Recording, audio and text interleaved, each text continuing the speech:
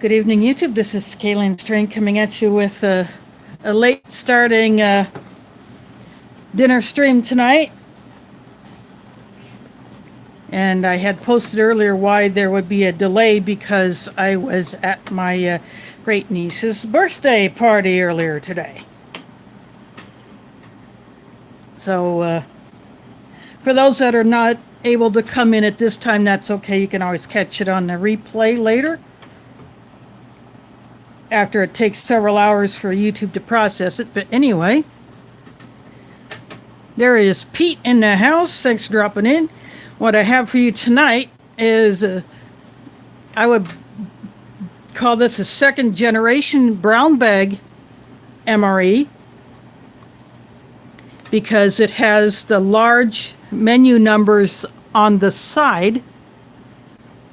So this is a menu 4. With smaller text in the middle, and for some reason this one has what looks like a Sharpie marker through the line where it says meal ready to eat individual, and then someone had put another Sharpie mark back here. No date code on this thing, but this is packed by Right Away Foods from McAllen, Texas. And these are the really thick bags. They put this little notch here.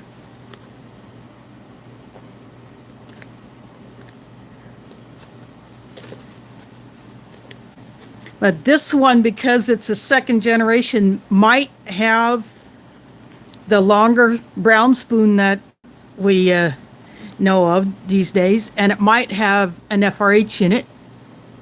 Oh, there is Angry Blacksmith.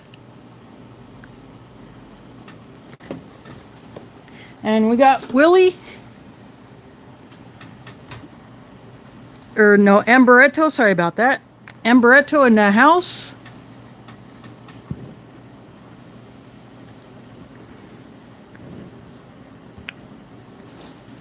And we got Mike, sorry. Trying to, the way I got my phone position, sometimes it might be a little awkward, but I want to put it like this so that the tray is fully in view, but yet YouTube doesn't think that I'm putting my phone in portrait mode. But because these are so hard to rip, I'm just going to take a blade to it through the back. I will just cut right underneath.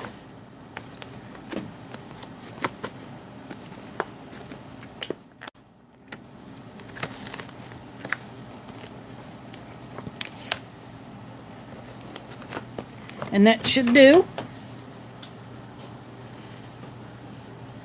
I have a pot of water on the stove to put the main in, provided it's in decent enough shape.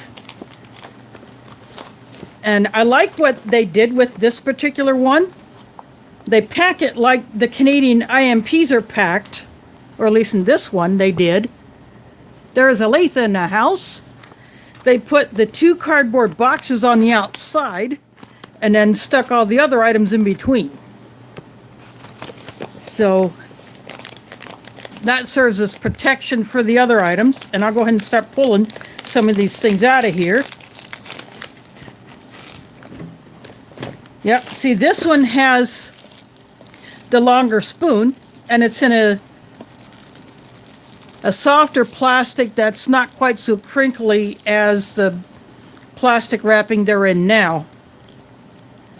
But this is the spoon that it comes with. Oh, holy crap.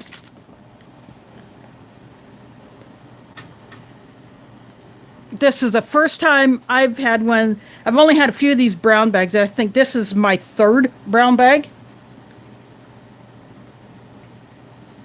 And this one has the charms in it. And they sprung a leak. And these feel very, very soft. So these are completely toast. The color on the label on the wrapper is really, really nice. I remember eating these as a kid. But as you can see right here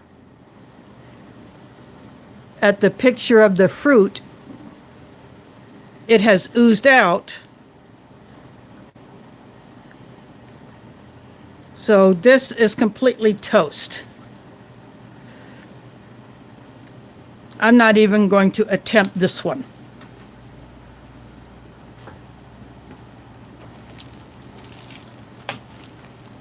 In fact, I'm going to take the spoon out of the wrapper right now. And I'm going to lay this on here because it's so sticky.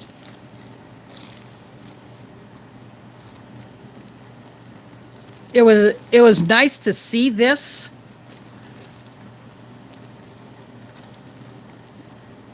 But this is completely messed up.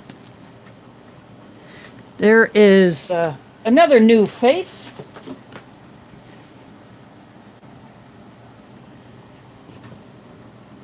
Got Robert in the house. Thanks for dropping in. That got all over the accessory pack. And it has the red packet Taster's Choice.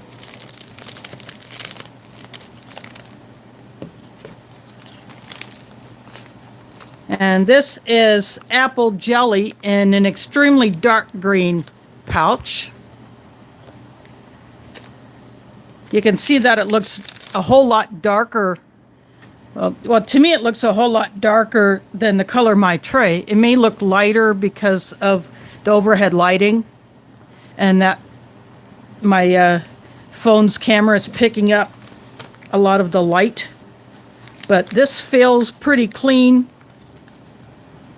It just kind of caught on the accessory pack as I was pulling it out, but I don't know the condition of this. The pouch itself looks pretty decent. But the accessory pack, because it's so sticky, I'm just going to go ahead and slit this and take everything out.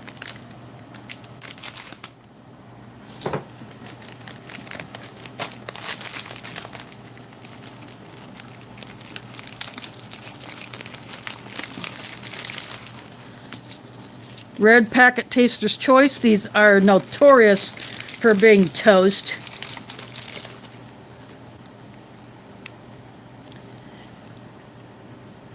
Cream substitute. It's vertical. The text is vertical, whereas nowadays the text goes across this way.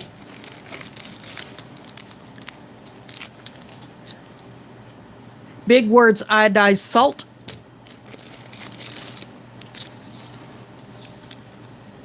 Domino sugar. It feels extremely good. The old black and white wet nap. The rear roll.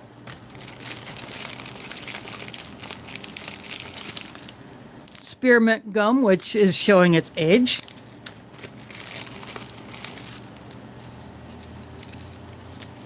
The matches.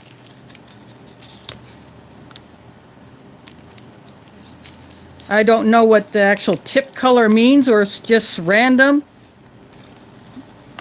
or if there's a difference. And then the last thing out of here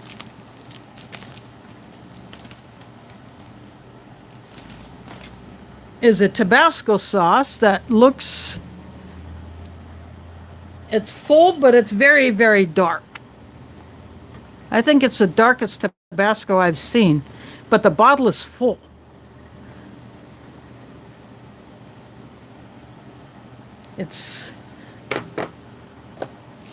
But I wanted to get everything out of here because that accessory pack is completely toast. I'll just put those there.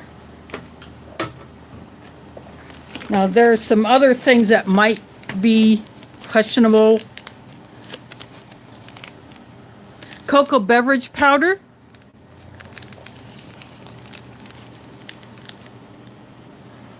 There is Wyoming. Welcome to Iowa. Thanks for dropping in. And Sunshine Side of Life is in the house. There's Dan in the house. Thanks for dropping in. Just scrolling through the chat. This cocoa, the very first one of these I had was in that corned beef hash MRE. It had one of these in there. That was the best cocoa mix out of a ration that I've had, of the American ones. So then I had one of these that had already started to go south, but it was actually a later generation MRE.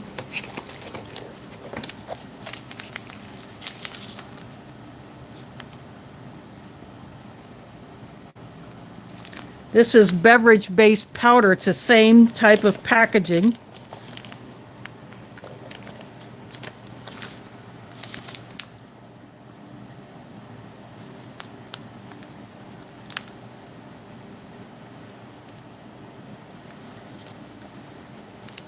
And I'm not sure the flavor of this. Oh, here on the back it says lemon lime. I had one of these.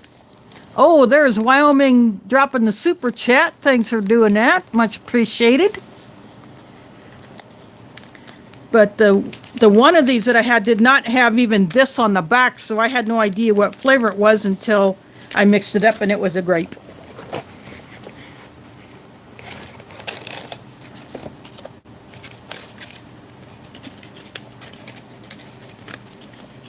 Now these crackers got a little bent.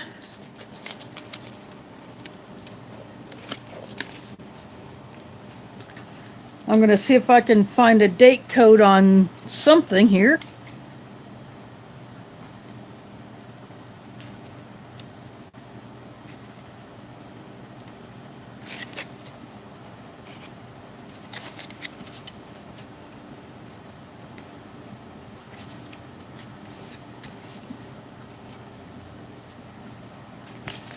So this would probably have to be like, or actually the accessory pack might have a date code on it. Oh yes, it does.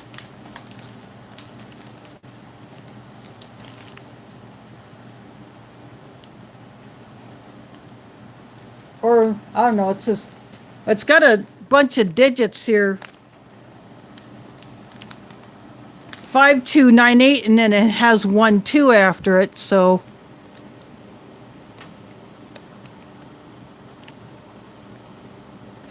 I would know about that. I was at my great niece's birthday party, so I don't know anything about that.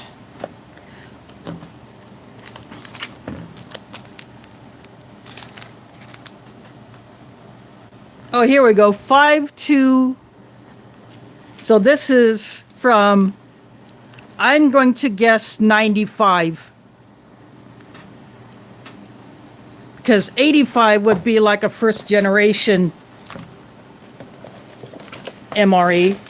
And plus, this has a flameless ration heater, which has all of the stuff coming out of the element, so there's no way this thing would be working anyway. So this is what the first generation FRHs look like.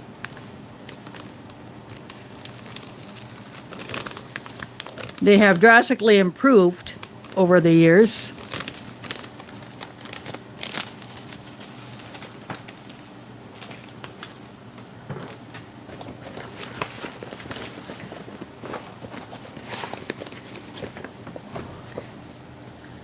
Well, this got a little bit of the charmed stickiness on it, so oatmeal cookie bar.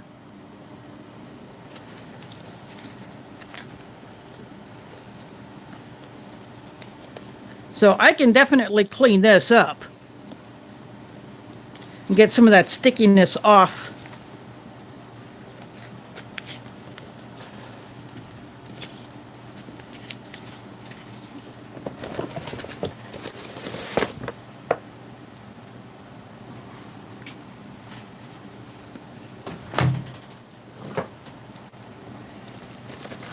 All the trash is going into the MRE bag.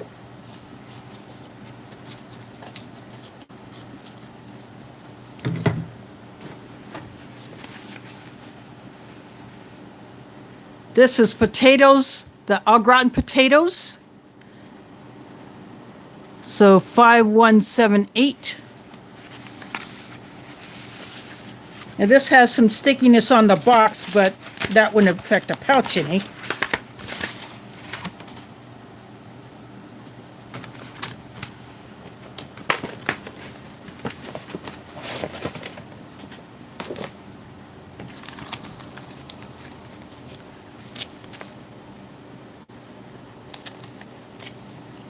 So far, this pouch looks in good shape. It's a darker green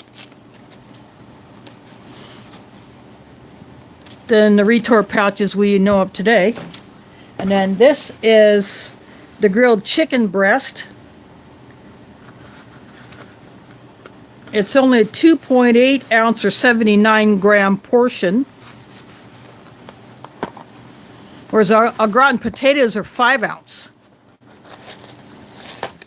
So portion size has definitely come a long way since then.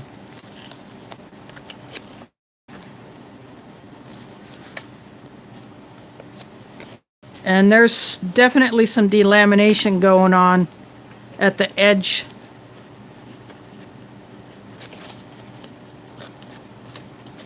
But, oh, there's Art Nina from foreignmre.com. You can see the difference in the green shades. This is the same shade as... Actually, no, this is a completely different shade of green from the apple jelly.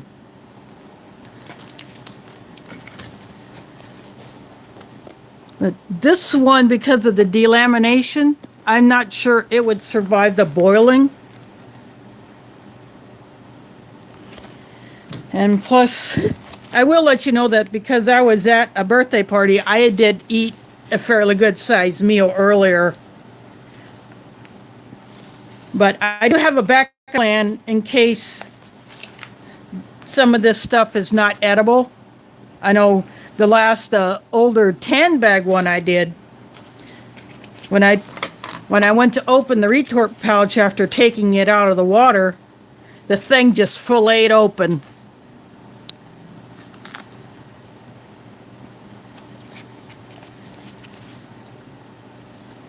I have more confidence that this one will survive the boiling than I do the chicken, so I think what I'll do is I'll put this on the bottom, and then this will just lay on top of it in the pot. I think that's how I'm going to do it.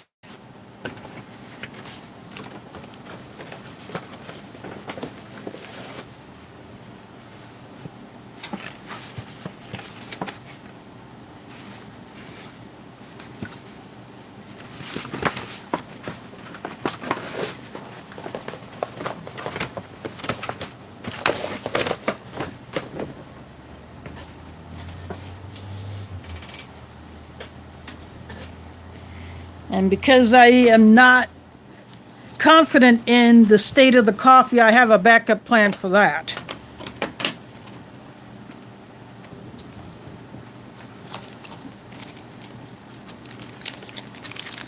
And if the lemon lime drink mix is not up to snuff, which that sounds like it would be okay to mix up. But this Taster's Choice red packet,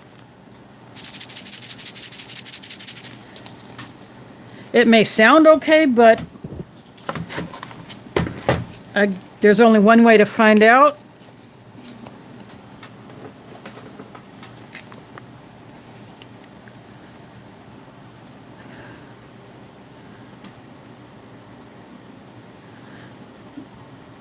Nope.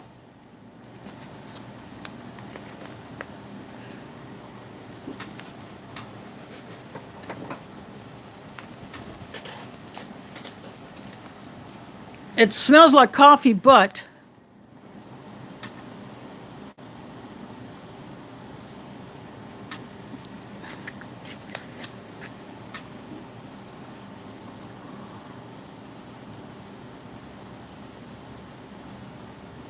nope.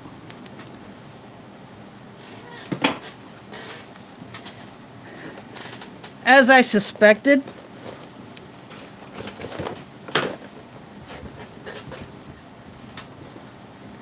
that is messed up, so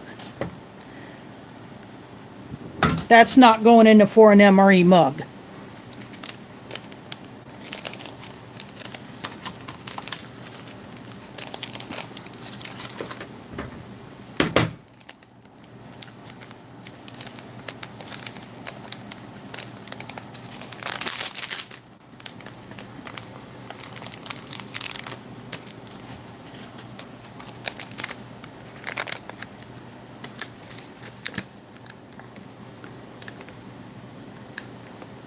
That looks like brown and yellow stuff.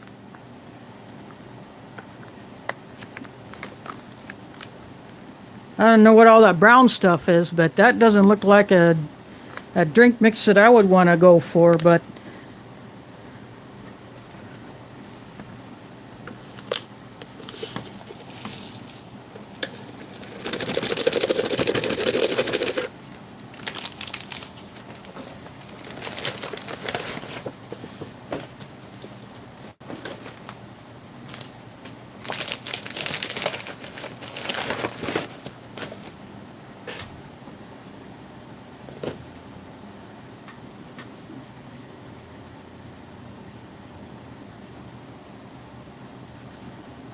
yeah, that definitely looks strange.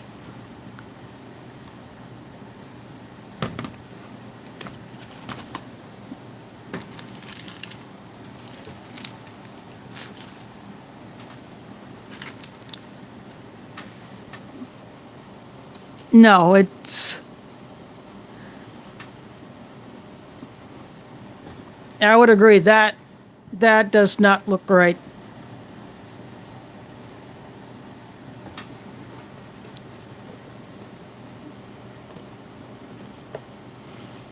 Yeah.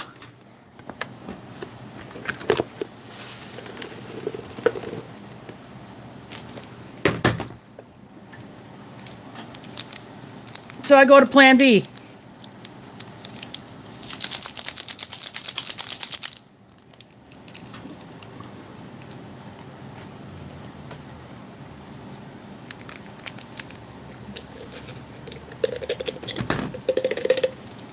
This is just one of those crush singles to go drink powders that you would normally put in a water bottle. Orange flavor. I just got that out of my camping food bag.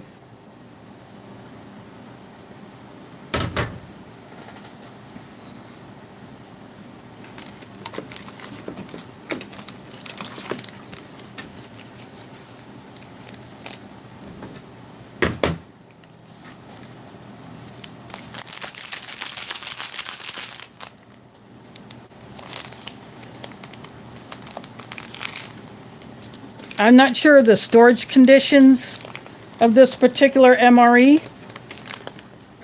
This is a cocoa powder.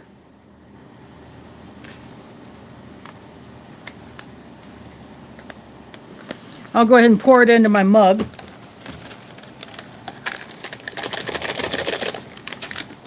To give you a better look.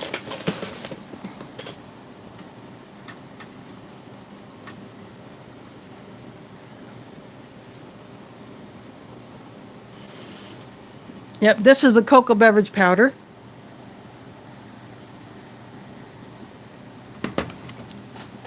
It definitely doesn't smell like a normal cocoa powder. It smells like there's something else in it. Back then, I think they put extra stuff in there to fortify it.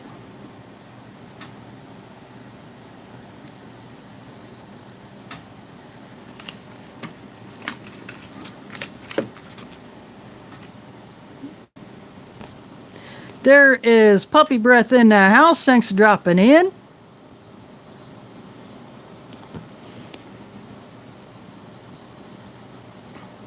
Yeah, I don't have any confidence in this.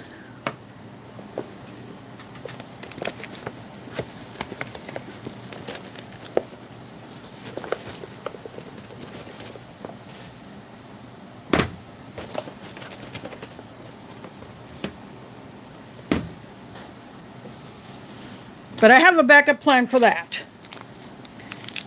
I think Rachel might recognize this plan B.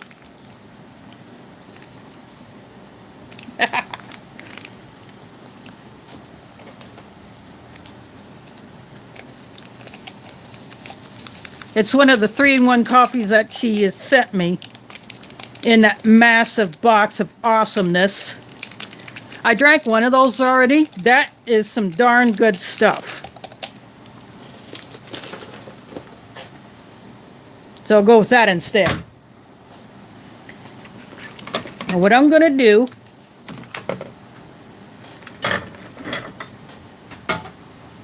I'm going to go put these in the water, and then I'm going to clean this up.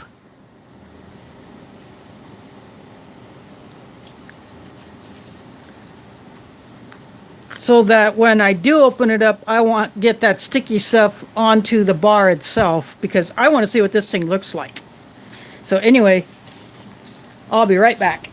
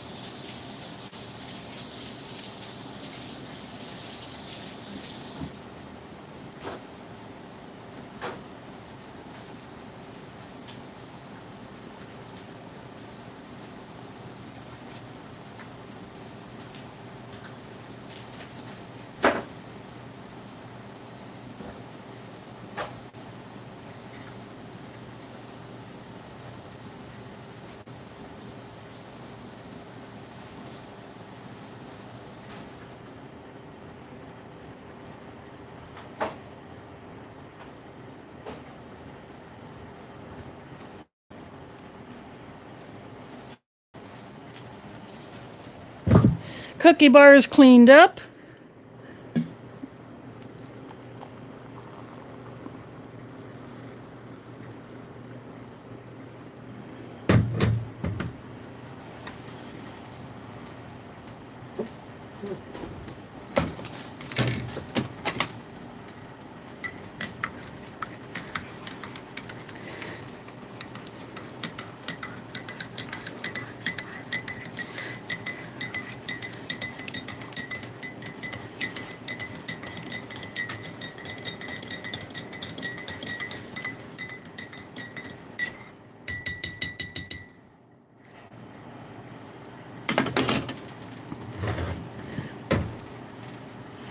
I'm going to go ahead and mix up the cold drink.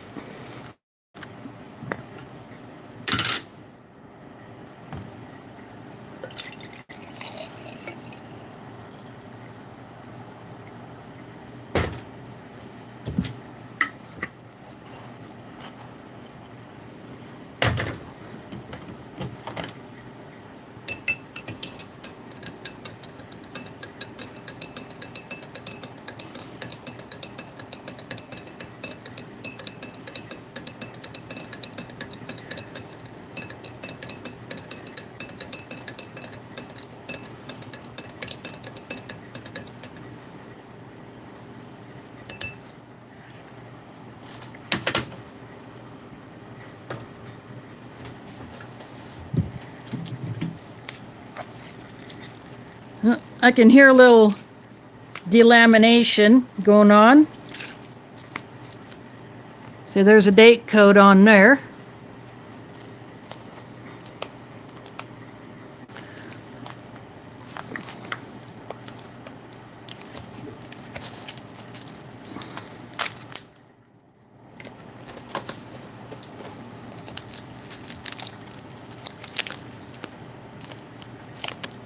Ew.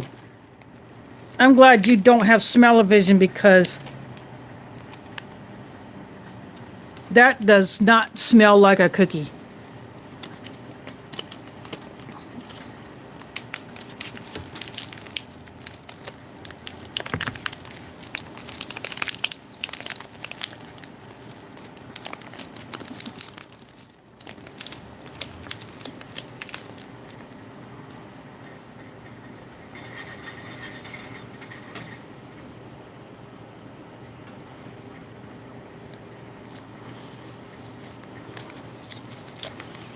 It looks rather dark. It may not look quite so dark to you, but it does to me. Yeah, it smells like something has started to go south.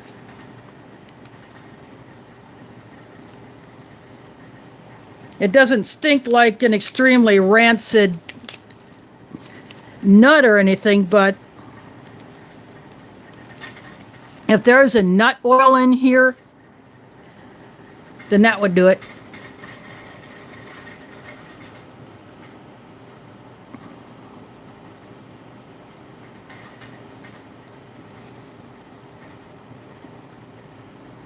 It does not smell like it. If there's a sweetener in there, that may have gone south too, because it does not smell like.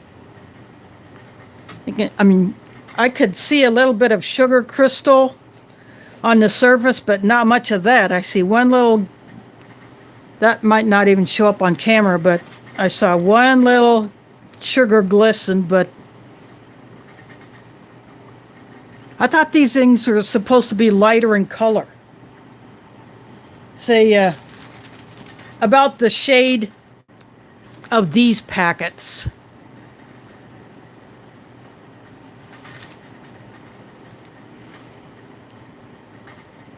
Now, I don't have any hopes for this. I'm not even going to chance it. Nope. I'm not going to chance that.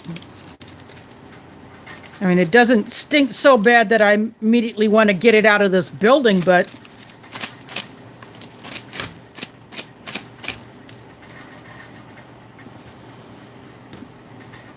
it's not going on the tray.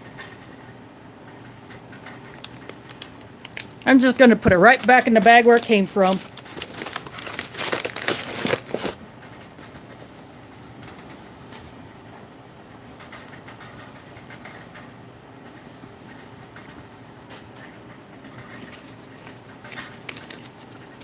I do have some hopes for these crackers. There is Ford Man in the house. Thanks for dropping in. So far, I have struck out with this 1995 brown bag MRE. The coffee was toast. The drink mix was toast. The charms are absolute mess. I had to clean off the cookie bar wrapper, and it was too dark, and it smelled strange. The lemon lime drink mix smelled and looked strange. It had like brown stuff in it. Now I got the crackers.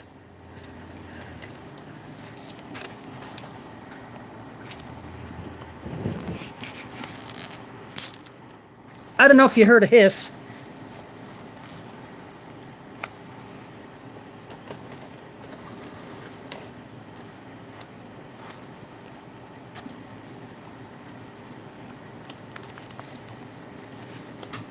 Oh, they definitely smell old.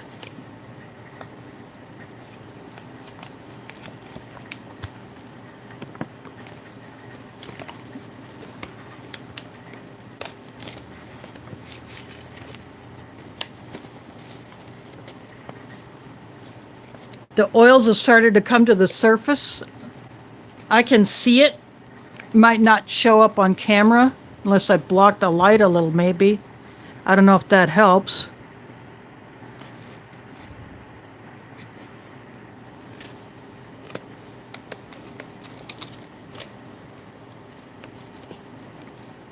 Even on the other side, it looks shiny.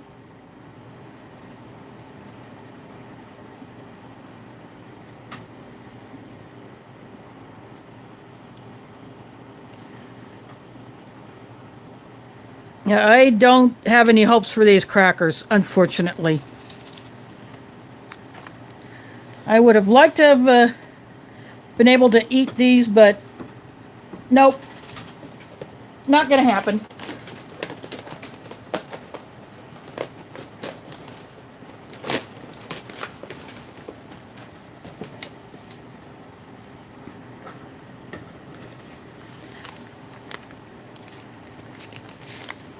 I was kind of looking forward to putting this apple jelly out onto something to give it a try, but these apple jellies get really, really dark as Russian apple butters as they age.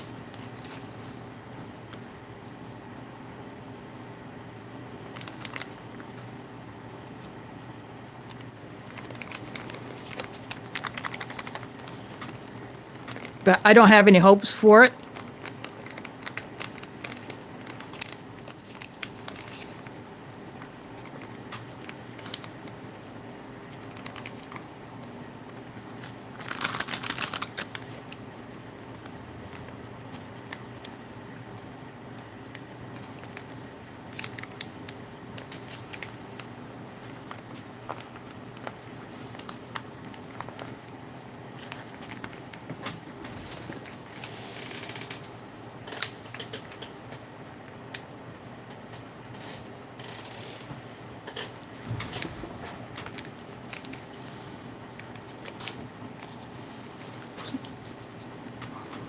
So I'll put it onto the spoon. See, look how dark that is. And it's runny too.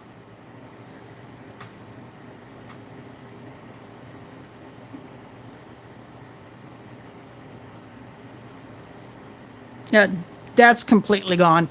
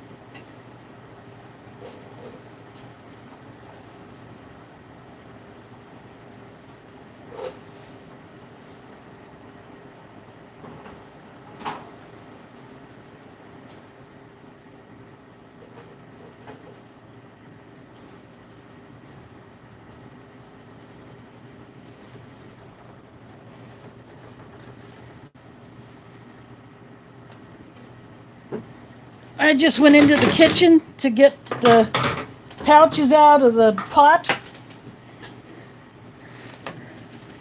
And just as I expected, this one survived.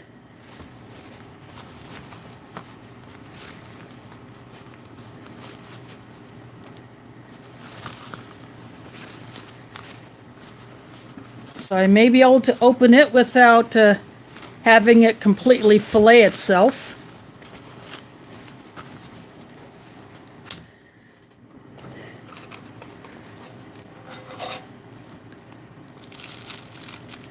That.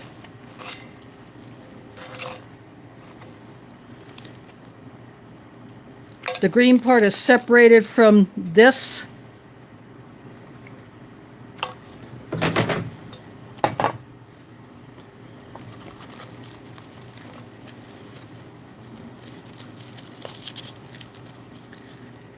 And it started to on this side. I can literally peel this off.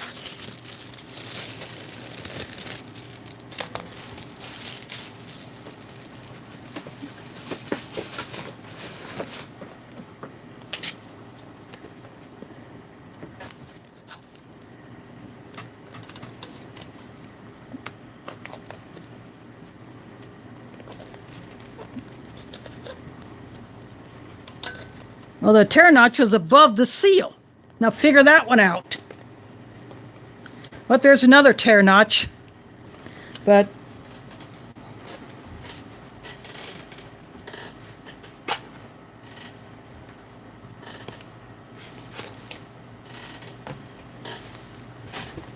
I just went ahead and took the knife to it.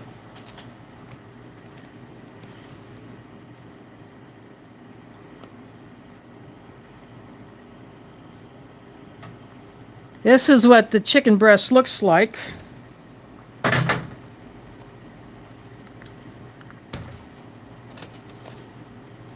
I suspect there will be some, yep, there's some liquid in here.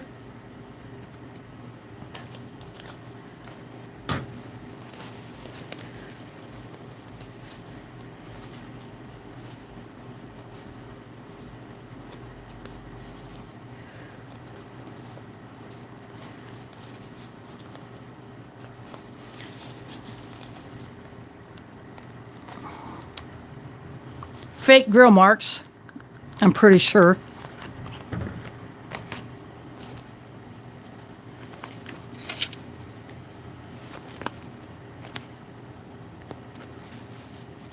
Well, at least that doesn't stink.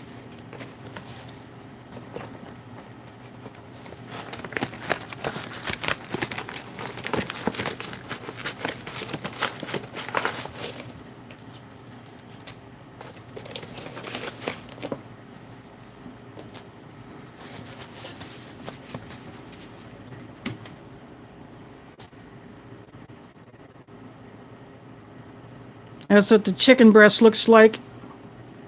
Feels like rubber.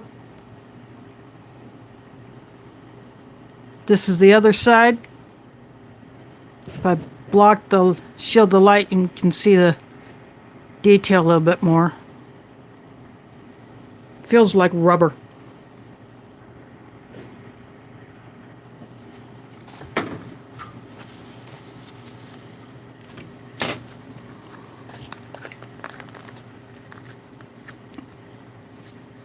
Because these have cheese in it,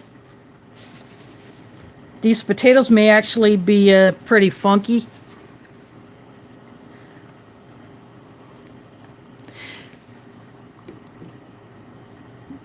Yeah, it does not feel like a natural chicken breast.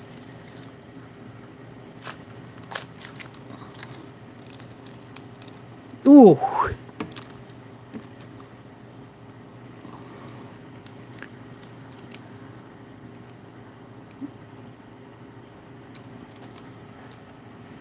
That looks a bit dark.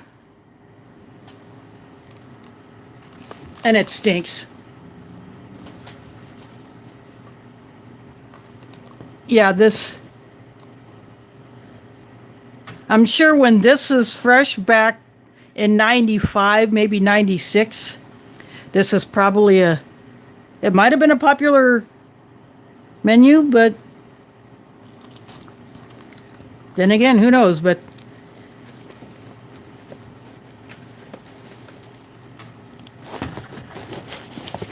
I'm just going to drop that right back into a box inside the bag.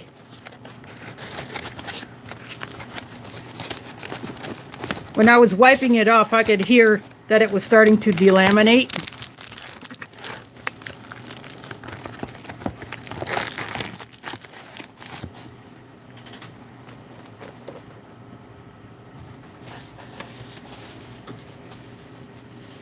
Yeah, it's a bit of a bummer that this is not edible, but I'm not surprised. But even if I couldn't enjoy any of it, it's still nice to see what was offered up back in the day. Now, I had a plan for a main that was not inedible. I pulled out this Bridgeford Honey Barbecue Beef Shelf-Stable Sandwich.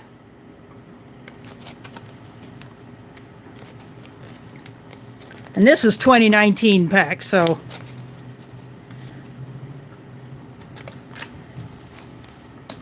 You know this has to be good.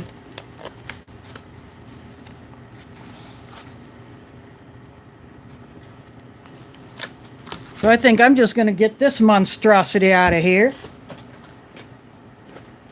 Stuff it right in a box.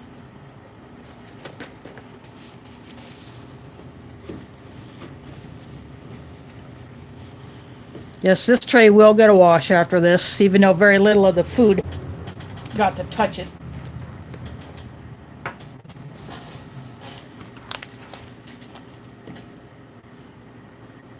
But I do have this.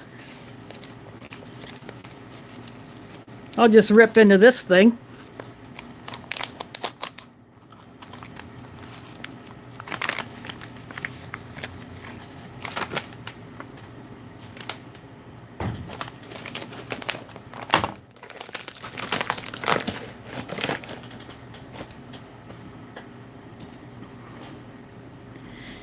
It got a little wet because there's water in here, but that's okay.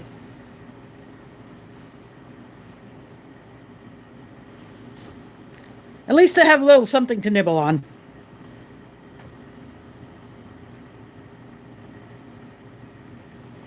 So this evening it is not a total loss.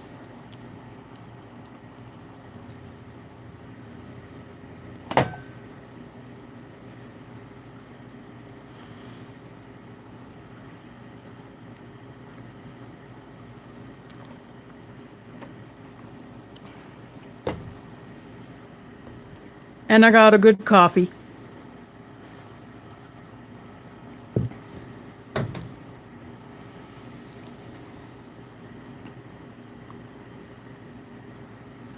Thanks to Rachel and that box of awesome. Now, if you get a chance, if she keeps doing those, if you get a chance to get one, then by all means go for it. That's okay, Ford. Thanks for dropping in. It was cool to see you in here, and you can always catch it on the replay to see me opening up all this stuff.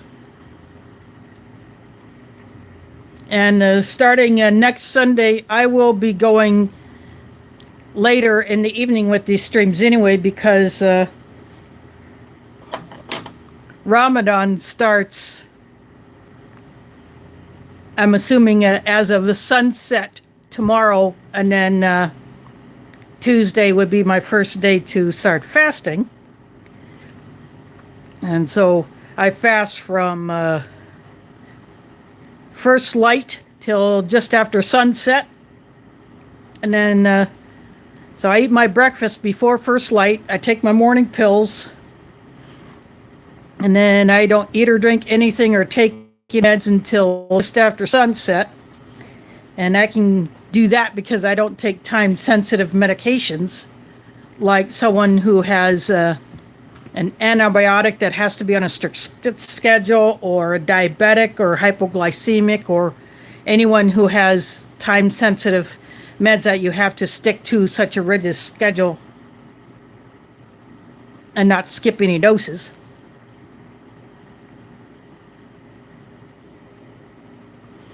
Well, that's okay, Rachel. Not every person can fast. There are medical conditions where fasting is absolutely not a good idea.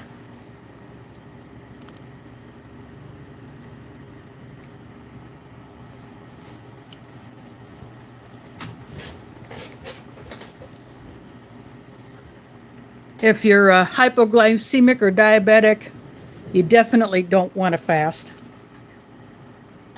If you have a compromised immune system, you don't want to. And not a good idea for women who are pregnant.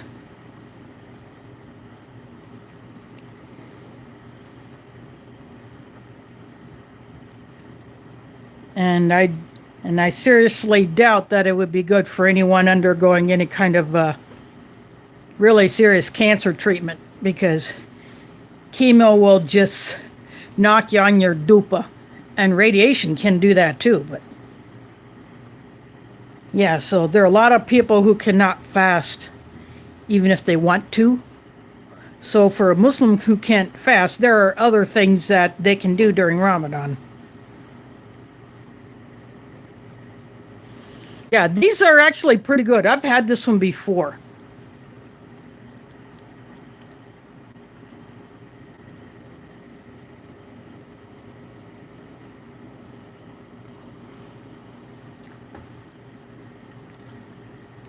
What I think would be pretty cool is you get one of these, maybe put a little butter on each side, and then just toast it up a bit in a skillet, maybe for a minute or so on each side to kind of put a little toast on the bread and warm up the inside.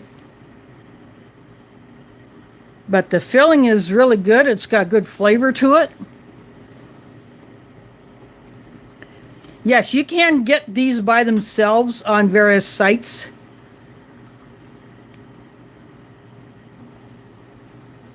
And Bridgeford does these,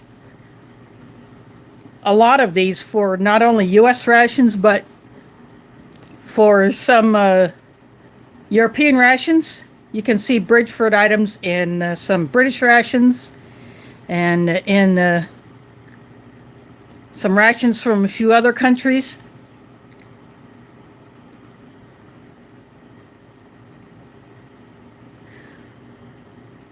So this is probably one of the better ones that I've had.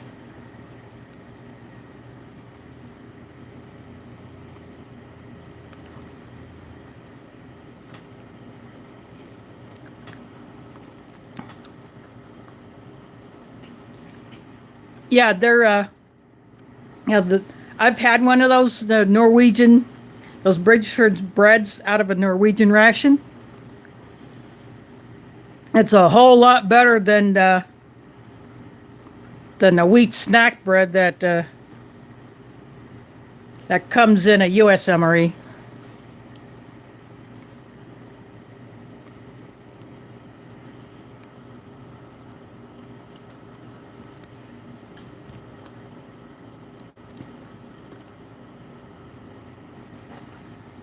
Oh, there you go. There's someone who can share a little something. You know, I still got those two. I think they're Sterling pepperoni pizzas. And there's a certain Iowan who is going to get those next time she comes here.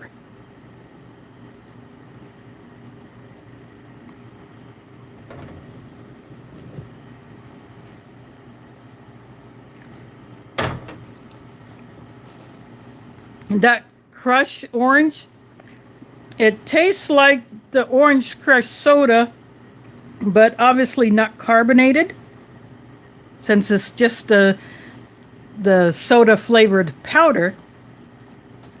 But if I had a bottle of carbonated water,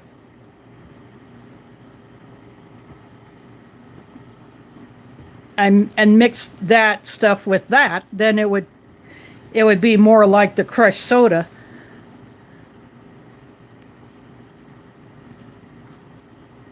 But that's still a pretty good drink powder. And it's a little strong, obviously, because I'm using my drinking jar, which I can get 13 ounces in it if I'm pushing it near to the rim. But they're meant to go into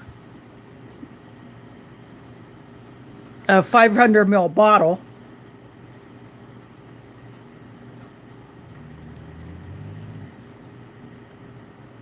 But it tastes more like a soda when you're drinking it this strong.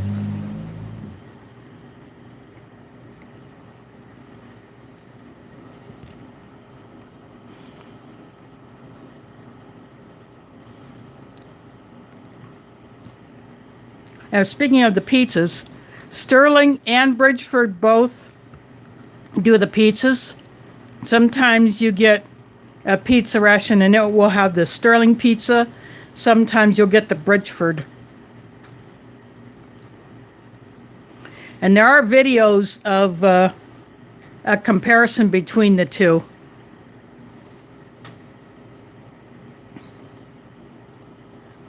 Yeah, that one I have not tried yet. And I've heard there's a root beer one.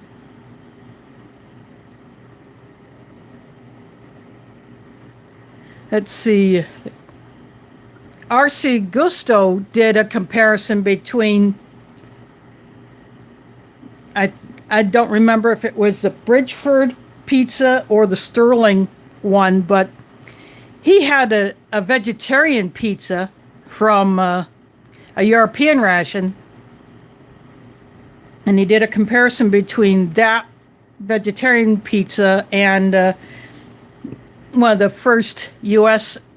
MRE pizzas. So, and then I think another guy did a comparison between the Bridgeford and the Sterling. I think CT done that, and someone else might have done it too, but I don't know for sure. But I think CT did a comparison between the Bridgeford and the Sterling pizzas.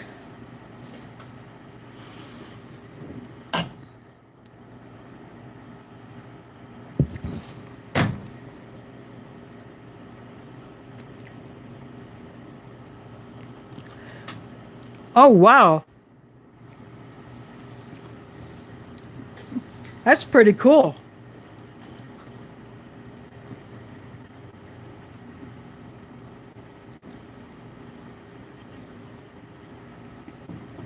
You know, some people don't even know that RC is a thing. You know, I remember that cola being around when I was a kid, along with Coke and Pepsi. So I drank a fair amount of that. Just like I remember, you know, not only drinking the A&W root beer, but Dad's root beer and Barks. I haven't had a Dad's root beer in a coon's age.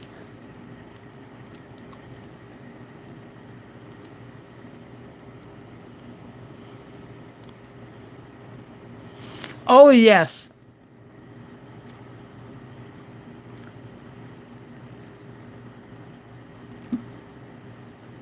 There used to be a grocery store chain here in central Iowa called Dahl's Foods, and they used to sell Shasta.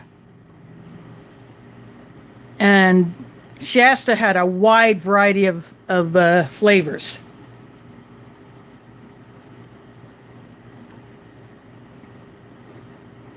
So I would get one of those flavors that you wouldn't get from the other cola companies once in a while when I used to shop there. But now that that store has become Price Chopper, I really don't go in there much. Of course, I really don't get to that part of Des Moines all that much because when I had clients over in that area, sometimes if I didn't have to go anywhere after a client in that area, I would go to that doll store after getting done with my client over there, do a little grocery shopping, and then head home. And, you know, it's right at a bus stop, so that was as handy as a pocket on a shirt, as my late dad used to say.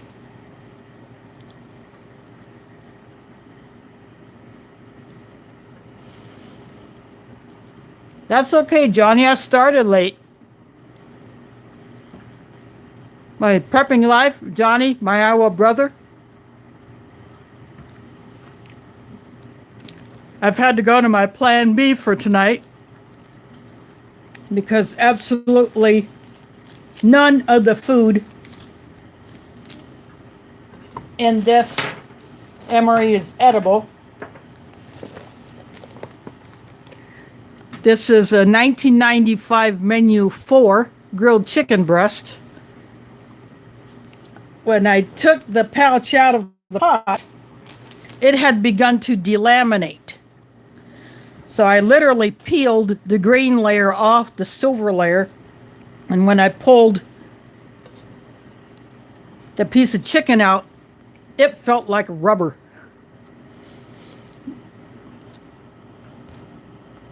Well, look who it is, Biddy Boo. First time dropping in on one of my streams. I'm sorry I don't get to show you me eating some really old food because it was just too far gone. It had a pack of charms in it. Back in the day, those were very popular hard candy, and they're supposed to be hard like a Jolly Rancher.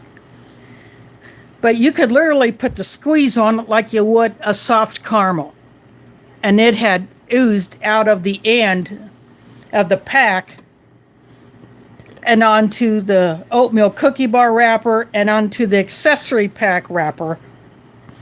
And some of it even oozed out onto the boxes that the chicken breast and the potatoes were in, the au gratin potatoes. And the chicken actually smelled decent, but it just looked like rubber. It felt like rubber. And I would rather eat real meat and not rubber. It didn't even look natural at all. And the grill marks are fake.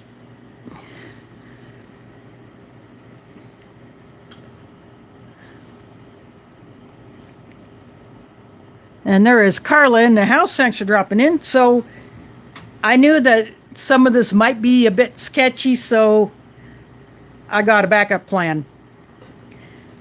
This is a 3-in-1 coffee that Rachel, Sunshine Side of Life, sent me. It's a 3-in-1 coffee, and it's really good. And then this orange drink is a crush orange that I just got out of my what I call my brew kit from my camping food bag. I just leave all that stuff in there and replenish as needed. And then this is a barbecue beef sandwich that is made by the Bridgeford Company. And the apple jelly looked like Russian apple butter in color, but it was as liquid as a syrup.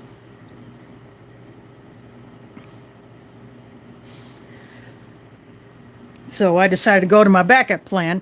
And plus, I had eaten a really big meal over at a sister's house because we were celebrating my great niece's 10th birthday. She actually turns 10 on Tuesday, but we had a party today because obviously Tuesday, she's in school. My oldest sister is at her school since she's a teacher. And my other 2 sisters are at work. So we just had it today when everybody could come over. My nephews came over because they had the day off. And then a couple of in-laws came over.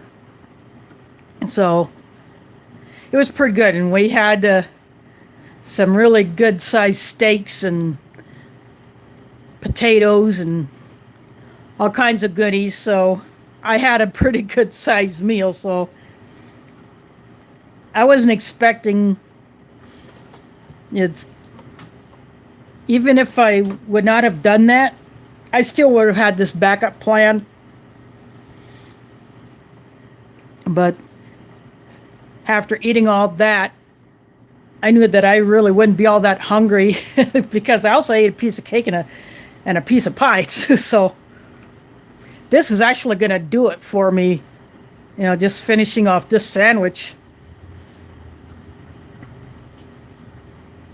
But, we had a good time. My great niece got some goodies that surprised her.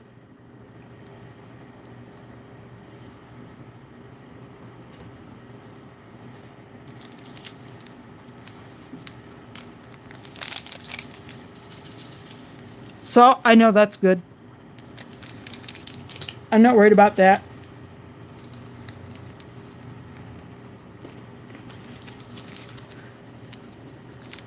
The sugar packet is nearly full, but I'm not worried about that.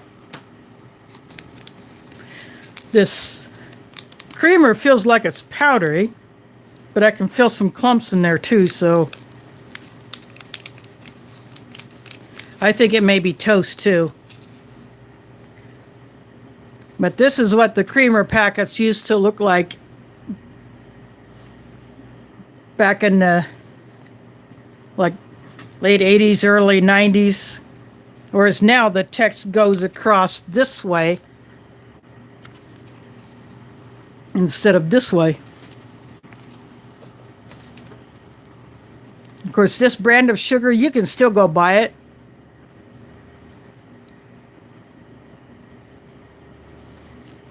And this is more sugar than you get in the packets today. This is 6 grams. Usually the packets today you get maybe 4 grams, so you get a little less in today's packets than this.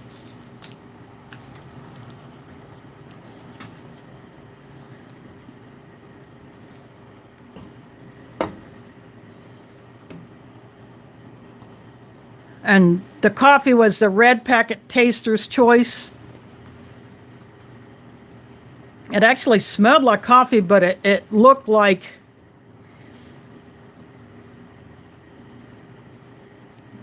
just a bunch of gray crap. And then the cocoa powder, that smelled weird. I poured it into the mug, but it did not smell right. So I dumped it into the bag. And the lemon lime drink powder, it had brown stuff in it. And it smelled strange too, so I dumped that out of the drinking jar and put the orange drink powder in.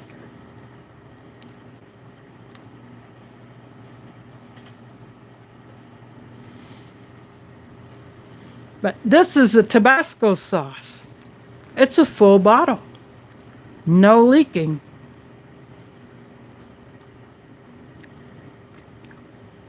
It's still liquidy, but it's very, very dark.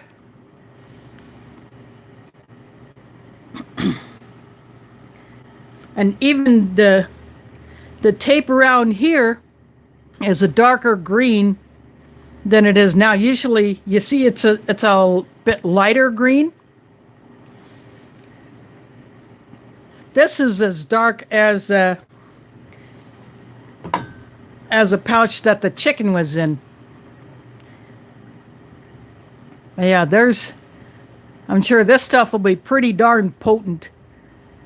As this stuff gets potent as it ages. So sometimes all the liquid either evaporates out or leaks out or something, and you're left with something hard at the bottom. But this is full, so I think that's pretty cool.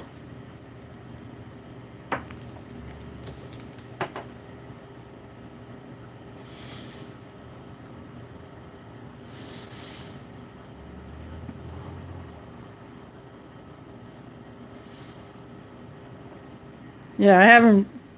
Let's see. I'm going to look at the chat, see what.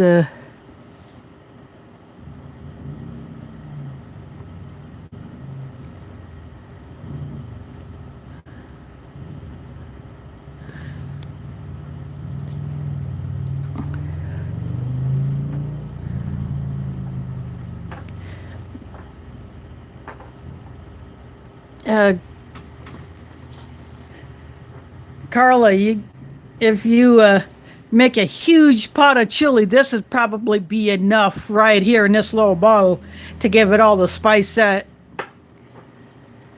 you would need for a huge pot of chili that would feed 20.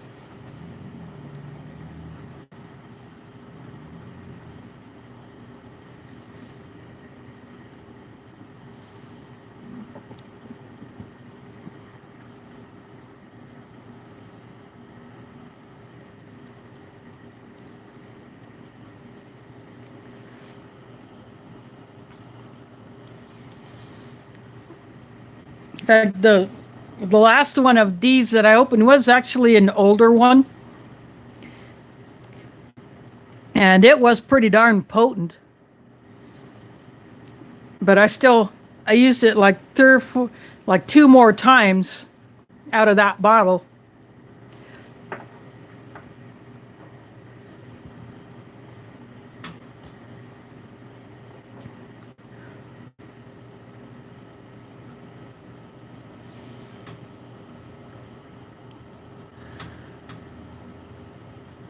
Yeah, you can, in most stores, you can find Frank's Red Hot. And when I was doing my grocery shopping in Hy-Vee yesterday, I saw Frank's Red Hot on the shelf along with some of the other hot sauces, but I didn't grab it. I grabbed the bottle of sriracha instead.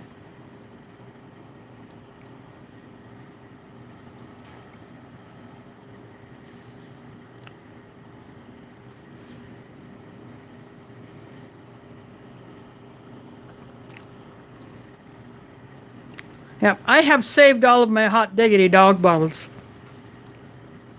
I think I have like 4 of those.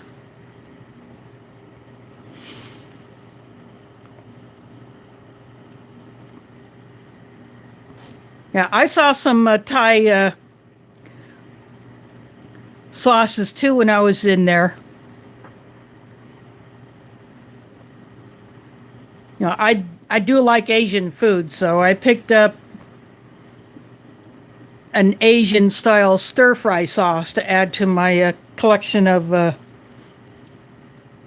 sauces that I have at home.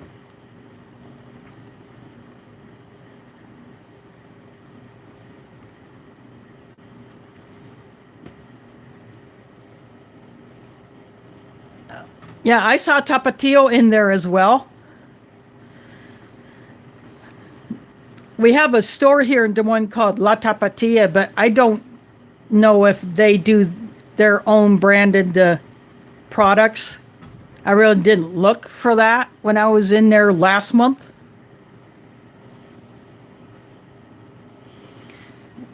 And there's one Asian store that I have not gone into for a while that I really do want to go back in there. When I lived closer to it, I was in there frequently.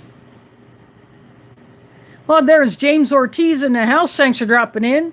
Sorry you missed all of the funk, but you can catch it on the replay if you want. But the bad news is this thing was completely messed up. If I had to eat anything out of it, it would only be the salt and the sugar. These are the only things that I would feel confident in eating.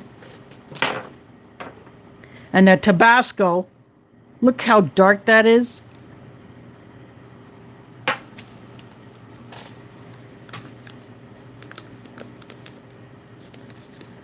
This creamer feels powdery, but I do feel some clumps in it. But then again, it just may be I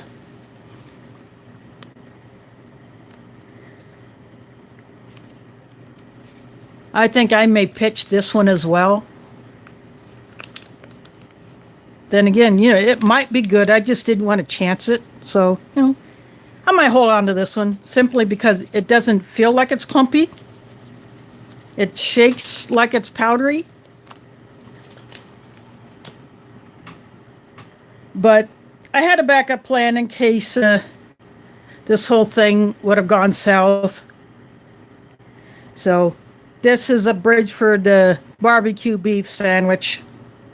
I got a 3-in-1 coffee that I got from Rachel. There is Gil from Camp Pet and Family Compound.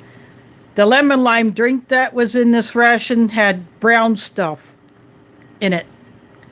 Not all yellow or yellow green, and it smelled strange. It smelled like a cheap lemon cleaner, and I bet it would have tasted like it too. So I got an orange drink powder out of my brew kit that I keep in my camping food bag. Yeah, I keep stuff in that bag all the time. I just replenish as needed. And because I ate a good meal while I was over at my sister's house for my great niece's birthday, I really wasn't all that hungry. So this sandwich is just going to do it for me. Even the crackers, the oils have started to leach out to the surface. and they stunk. Dog rotten potatoes stunk. The chicken breast was rubbery. The apple jelly was as dark as Russian apple butter, but as liquidy as a thin syrup. The Charms, it was cool to see the Charms candy in there, but they were not as hard as they should have been, and it had leaked. So that thing had seen some serious heat. But it was still cool to see the Charms in there. That was the first time I had gotten a brown bag MRE that had the Charms in it.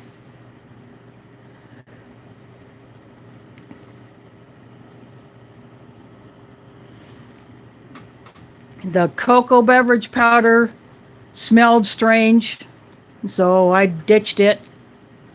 The coffee, the red packet taster's choice, that had gone south. So that's why I had a backup plan, because I knew that there might be something in here that would not be good.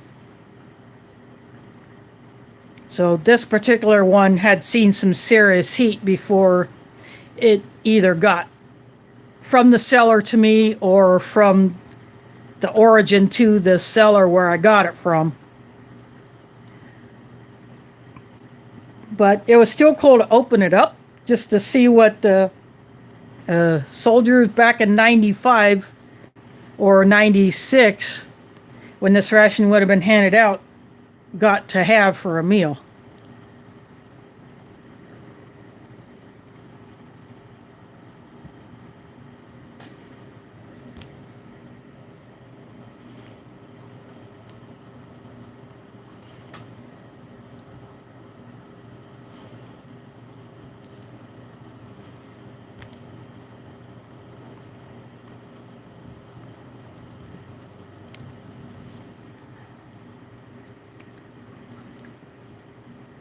But because they had that Charms in it, people,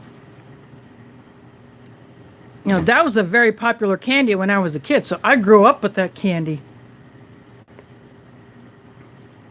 And I would love to see them brought back out again. But to see one of those packs again, even though there is no way in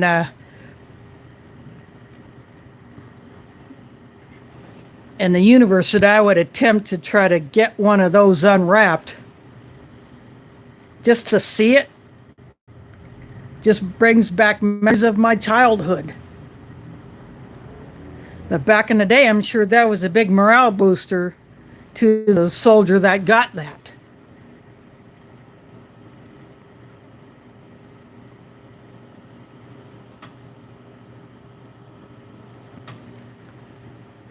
And if you're not familiar with the Charms, back in the day, they were hard like Jolly Ranchers.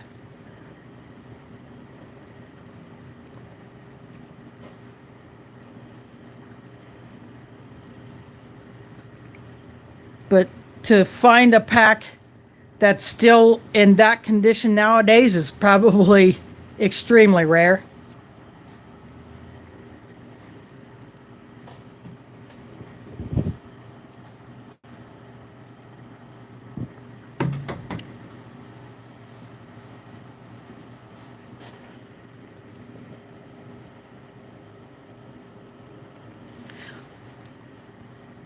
Yeah, I mean, I could get a whiff of the scent of that candy that had leaked out, or out of the wrapper and onto the other stuff. It smelled good, but because it was so soft and it had probably all fused, I just wasn't going to bother myself with wasting your time and trying to unwrap that mess.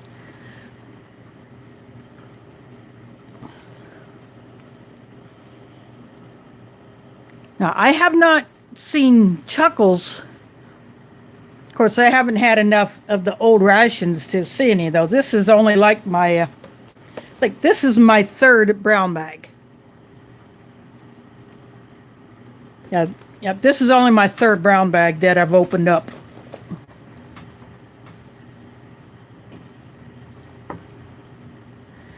The other two, I was able, the one that had the corned beef hash,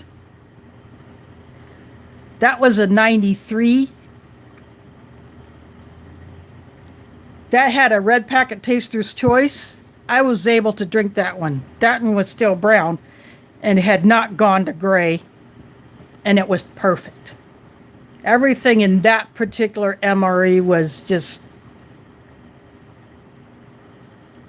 dead on perfect. Just like that last one that Old Smoky opened up.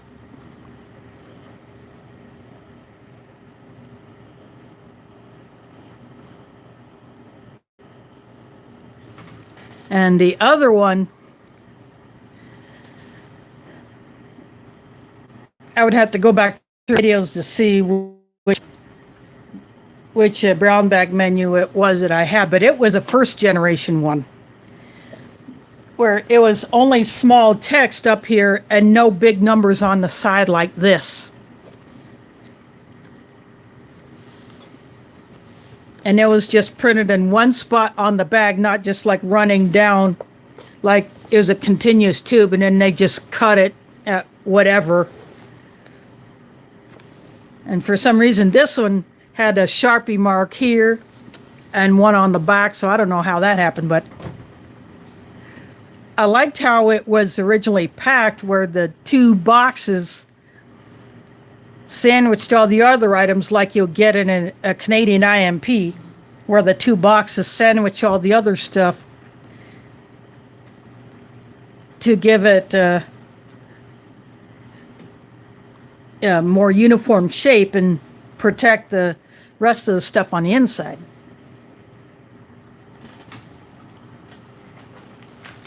And this is the condition of the flameless ration heater. Look at all that stuff that's outside the cardboard holy thing. There'd be no way that this would work, even if you threw a ton of salt in it.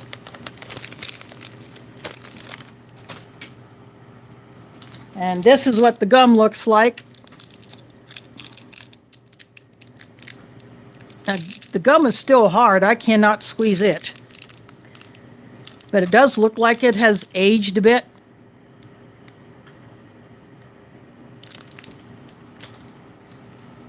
And of course you get the usual rear roll and the matches. This is the color of the matchbook at this particular time. Whereas now you get the tan ones. And the white tip, but I don't know what that means. I don't know what match tip color means, if anything. And this is what the wet wipes look like at that particular time. And it still feels like it's got moisture in it, so I think this one is still good.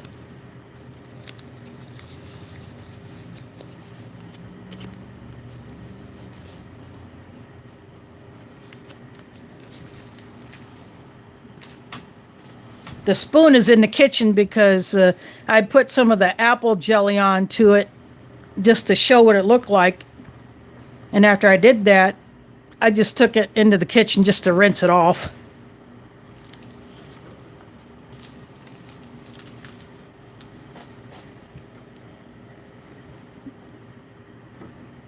Well, at least my tray will be very easy to clean up tonight.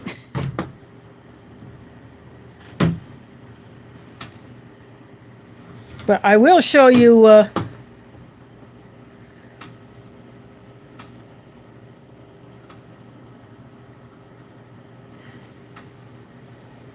I'll get this out of here and I'll go to my ration box to bring in a couple of things to show you.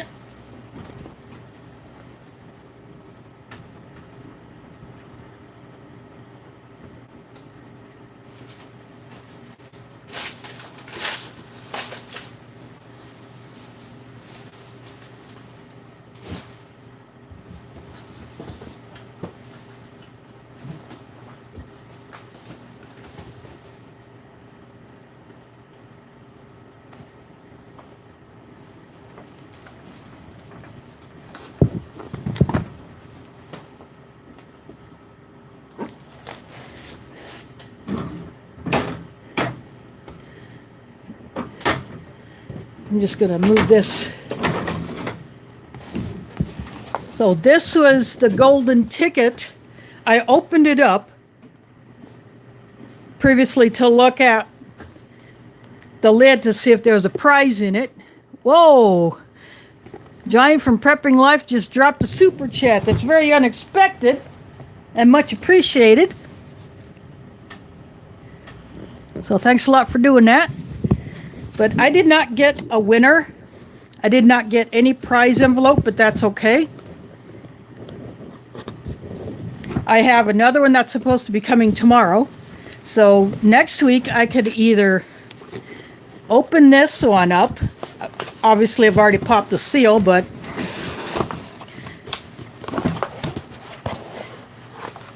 you can still get these. Whoa, Rachel. Oh, wow. I think this is the most super chats I've gotten in one evening. But this one has chicken fajita as a main in this one. And it's got the best flavor First Strike bar. So I could either get into this one next week,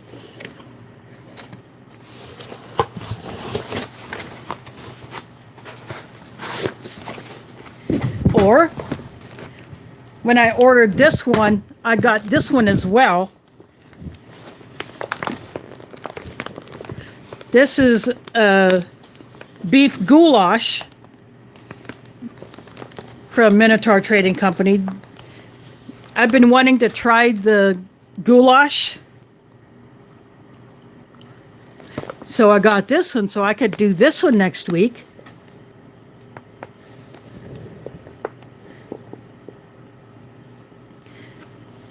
Yeah, when Old Smoky first got a hold of a cran raspberry First Strike bar, it was like he was in heaven. And he kept loading up on those bars, getting himself a good supply of them. Of course, then he would just keep eating them, and he'd have to get more. But if you can get one of these, I have a couple of minis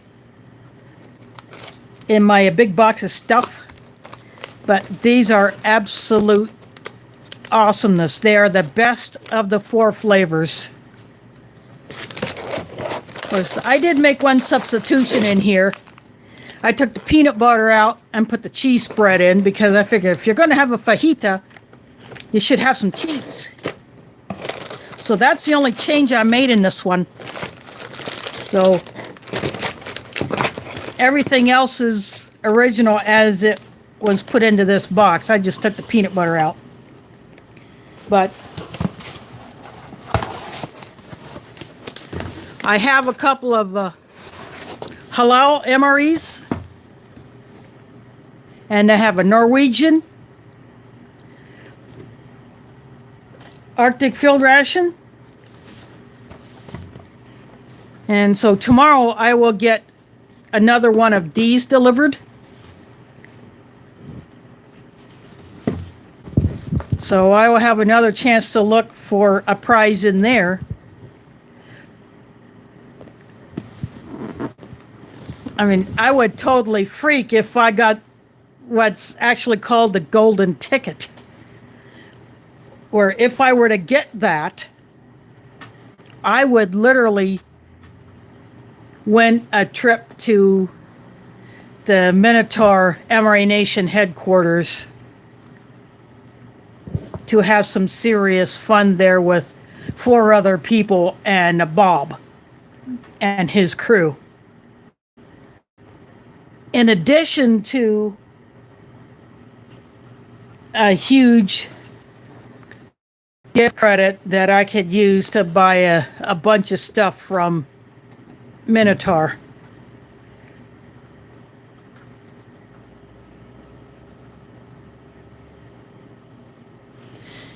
Thanks for dropping in, Angry Blacksmith.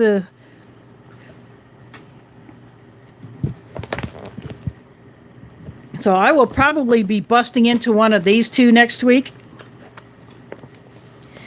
Of course, I will post up what time I will start my streams because, as I said earlier, since Ramadan starts, I think basically tomorrow night at sunset, and then so Tuesday would be my first day of fasting. So I would not eat my dinner till after sunset. So I will post what time I will be doing my streams, just like I did last year.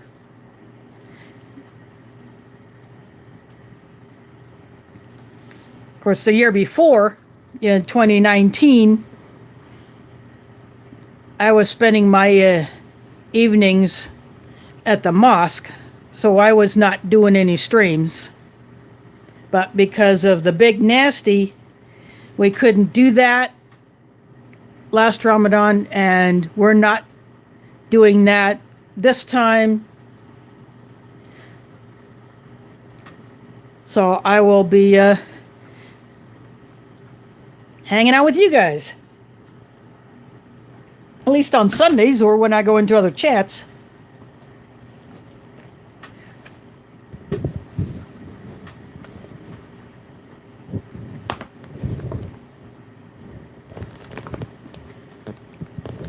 But both of these, this chicken fajita entree I've not had from Minotaur. I have not had the beef goulash. So I'm looking forward to both of these, but I will bust into one of these next Sunday. And I might even use an FRH, even though I normally like to save those. I built up quite a big supply of them because I have preferred to just boil my entrees, my retort pouches, instead of using the FRH. But for those that are not familiar with how it works, there are other reviewers who do use them. But I might do it again. I don't know. If I do this one, I might use it. Or if it's not big enough, I do have bigger ones. I could always swap it out, depending on if the size of the heater bag matches the size of the retort pouch. But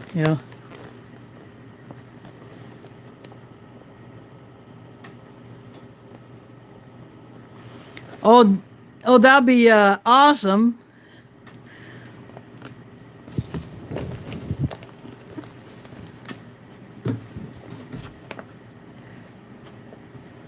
Yeah, hopefully you'll get to meet up with the rest of us sometime in the near future. Of course, the first week of August, I will be with my family camping at my late dad's favorite Iowa lake.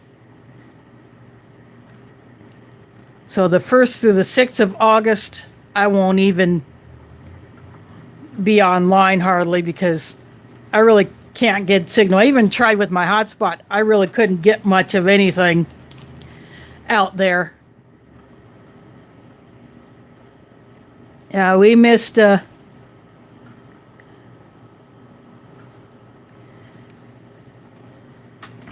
having you out at the Brahms property, so hopefully next time you can do it, because there will be a next time.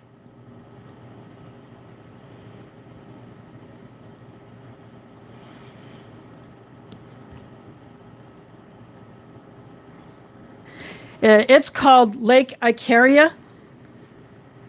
It is in Adams County. The nearest town is Corning.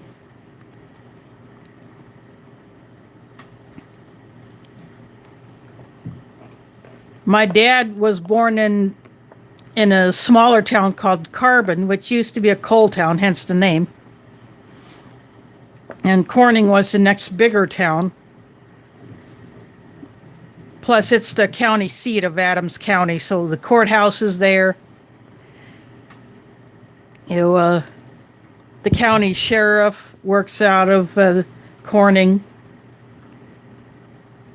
and Lake Icaria and the campground area, that's all. It's a county park, so it's managed by the county, and not like it would be like Thomas Mitchell Park here, outside of Des Moines, which is a county park, as opposed to, say, like Lake McBride or the Ledges, which are state.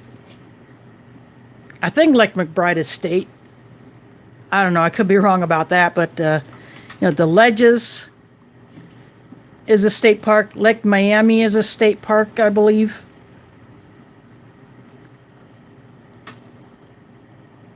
When I camped at the Ledges several years ago with another group, I had to register through the Iowa DNR reservation system to get my spot, which is pretty easy to do.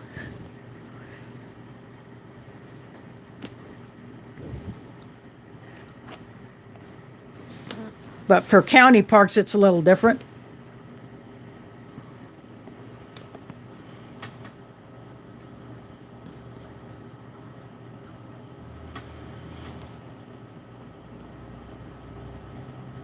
Yeah, that's what I thought. Yeah, Lake Park is a town I'm not familiar with, so I don't know where in relation to Des Moines that is, or what county it's in. I don't know as much about this state as I should, since I've lived here a good chunk of my life.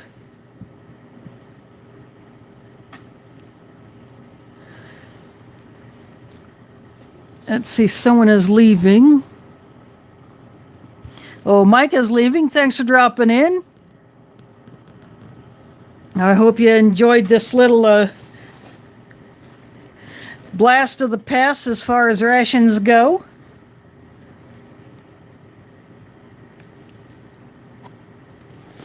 I wish I could have been able to actually eat the food, but because it had seen better days, it was not stored well, or it took some serious heat.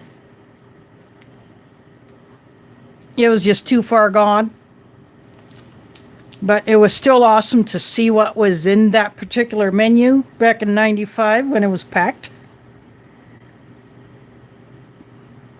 But when I get old stuff like that, I like to have a backup plan.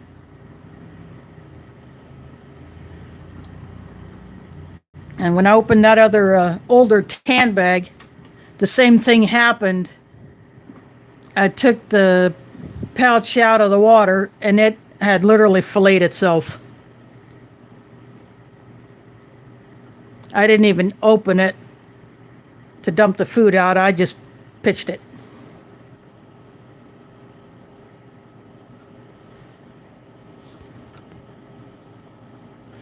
Oh, no, when you're buying old rations, you don't expect them to be edible.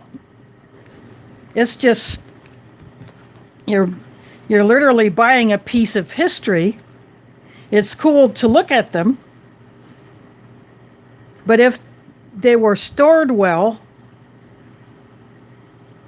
under very good conditions, not exposed to huge temperature swings, or humidity or anything like that, some of that stuff can be eaten.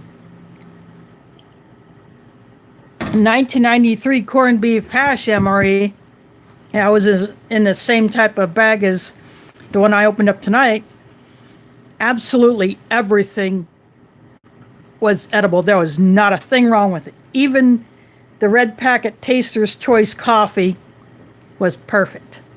And that is a rare thing for that stuff to be drinkable. And I've had newer ones that were pretty bad. Some of it I couldn't eat. or the drink mixes are messed up. But nevertheless, it's still cool to look at those things. I even had two cans from like the 60s. I'm not sure the dates on those because it was hard to figure some of those dates out on those cans, but the one that had the crackers and the cocoa mix, that cocoa mix was absolutely perfect. The crackers are absolutely perfect. They did not stink. They did not feel soft or greasy. They tasted just like a saltine cracker should. And I opened up the can of bread. Now, the bread was not good, but just to see what was handed out back in that time when the rations components were in cans, that you had to use a can opener to get into it.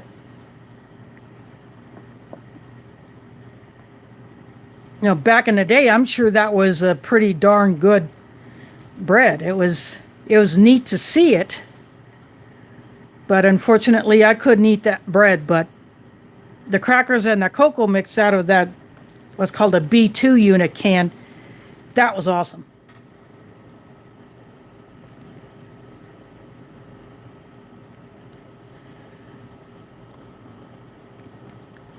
Yep, the P51 is the larger of the two can openers.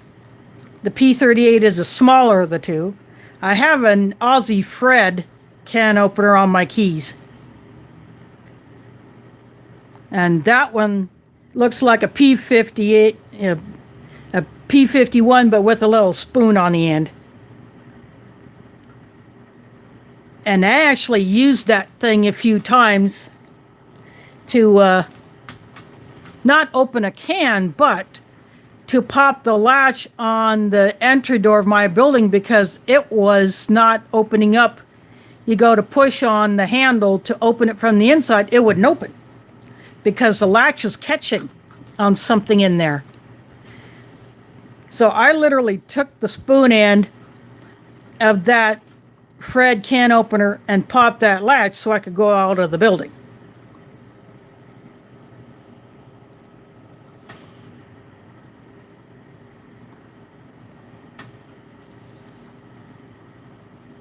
I'm not sure if a P51 would have been long enough to do that, but that Fred did it. And I think actually having that little spoon-shaped helped too. So when I told the management company representative what I had to do to get out of the building and I showed it to him, he thought that was pretty clever.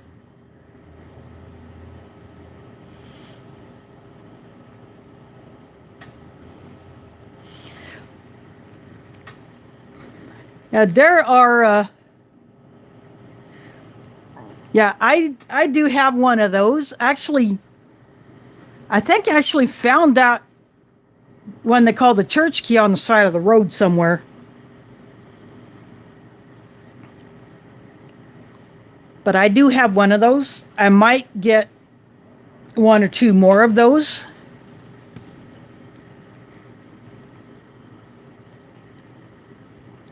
Just so I can have one in the kitchen because I have a manual can opener that has one of those hole punch types. It doesn't work. I tried that on a can and it didn't work. So I'm going to get maybe one or two more of those, what they call the church keys.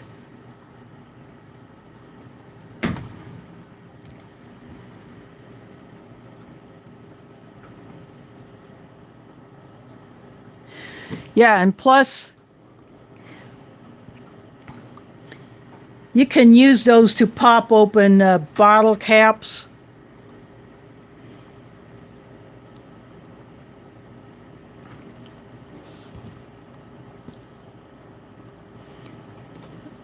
Oh, Carla, Is that a little toddler, or you got a fur kid who's 2? There is Chris Stone in the house. Thanks for dropping in. Sorry to disappoint you, Chris, but I couldn't eat any of the food out of that 95 MRE. It was not good. It had seen better days. Oh, yeah. English bulldogs. They can be pretty darn cute.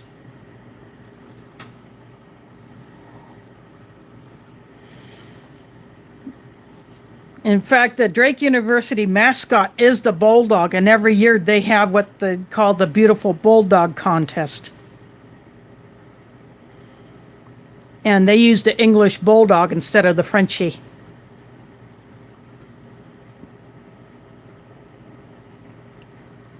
And they have bulldog statues all over campus. And the tops of the heads where the paint gets rubbed off because people rub the tops of the heads of those dog statues. I've gone to events over on that campus, and I go by those dogs outside the buildings and see where people have rubbed the paint off.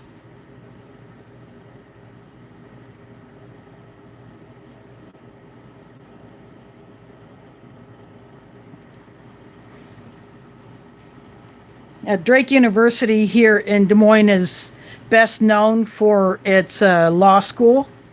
So a lot of people who want to be lawyers may choose Drake over many other law schools. That's okay, Biddy Boo. By the way, she got a new puppy, and 2 of her goats had babies not all that long ago. And she has some very cute baby chicks, which are probably getting a lot bigger by now. But if you check out her channel, she recently lost a dog that was a very good dog, and the new puppy looks almost like the dog that had passed. So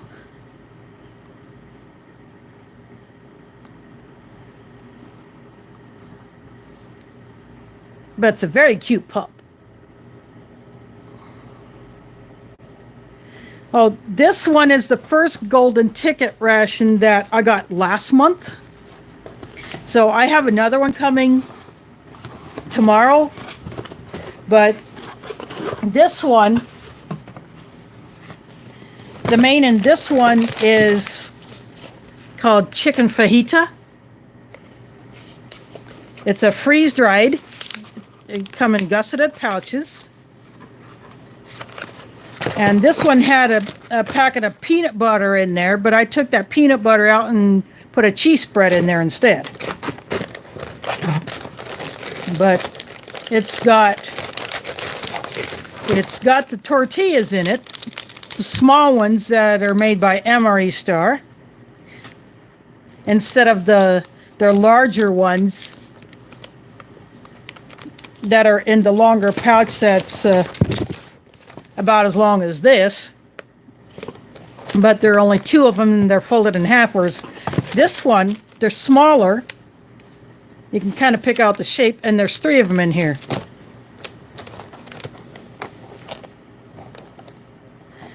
Yeah, so when I looked through it, and I thought, I'm taking that peanut butter out and putting the cheese in. And then there is refried beans, instant refried beans. So this will be my first time trying refried beans in this form.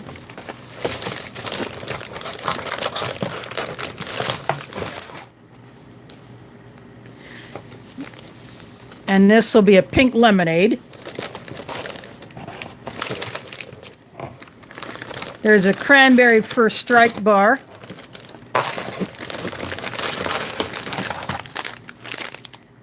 And oatmeal cookies.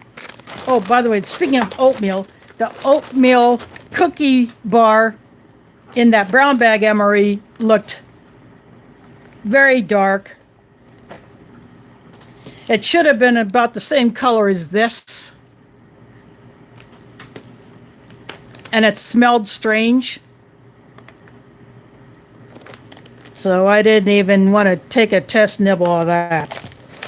And it has this has the best first strike bar, the cran raspberry. So when you get these, you don't know what you're going to get in it. Sorry, the lid is bumping the foam out. So sorry about the shakiness. But they don't put a menu number or anything on here. It's just golden ticket mystery ration.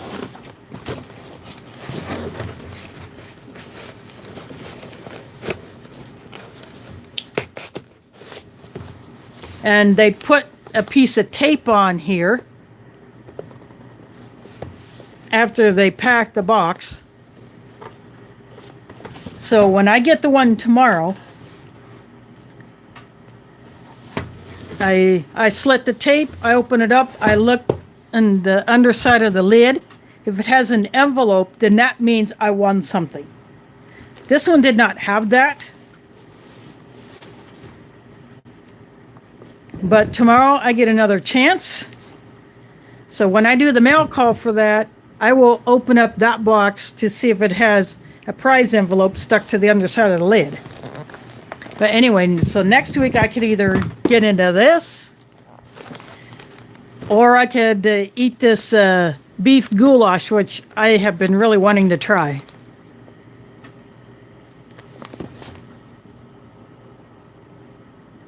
Yes, they made 5,000 of these, and 1,000 of them had prize envelopes. So you could either get like the bronze ticket, which would be a free ration. You could get, I think, the silver ticket, which would be a certain dollar amount that you could spend, or I think maybe it's a case. I'm not sure. And then the golden ticket is not only like... Sorry about that, I just got interrupted. Slight disconnect, but anyway, the golden ticket, as I was saying, not only would you get a $100 credit towards Minotaur stuff, you literally get a trip, all expenses paid for, down to Kentucky to go to the Minotaur MRE Nation headquarters. You hang out with 4 others who get the same golden ticket, and you do some stuff to have a chance to win even more prizes.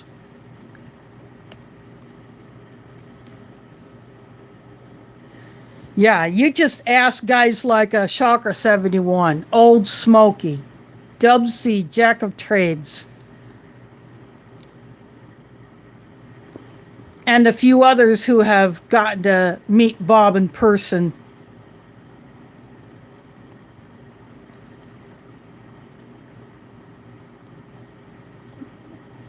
And he just put up a video a few days ago. It's a kind of a long one, but a really big update on what is happening to the site. They're going to completely redo it so that some really awesome stuff will be available soon,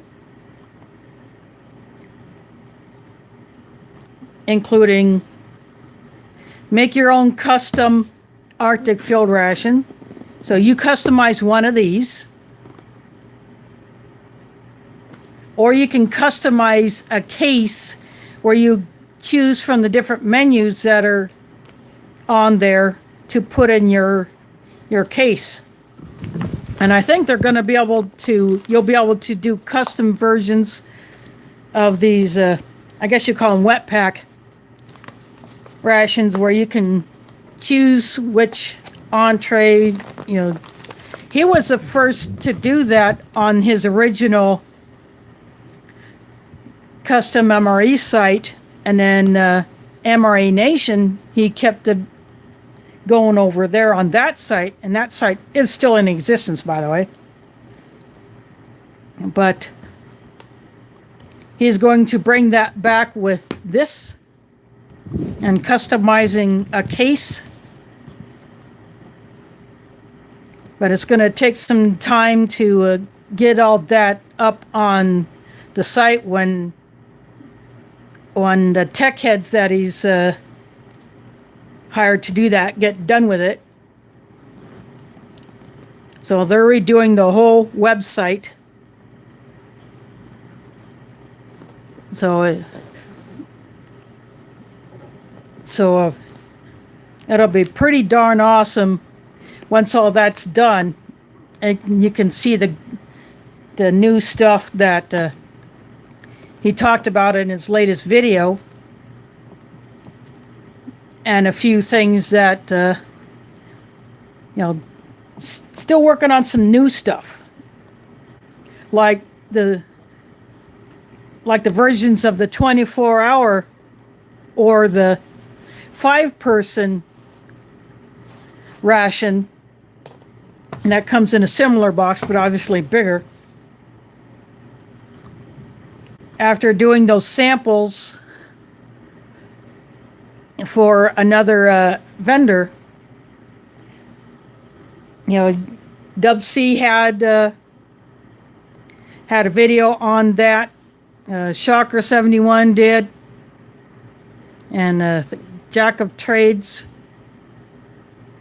and Bob, is a 5-person, but there are only 4 of them, and they ate most of that food. So,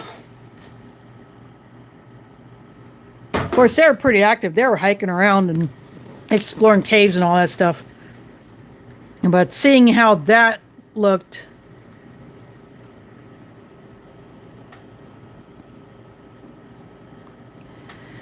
yeah. Oh, White Castle. I have never eaten at a White Castle restaurant, but the White Castle burgers are still available. I can still go into a store and buy those. I don't think they're as widely available as they used to be, but I have seen them around, and if I wanted to, I could still buy them. But right now, my freezer is absolutely packed. I had to take my freezer packs out that I normally keep in there all the time in order to accommodate some extra meat that I had gotten.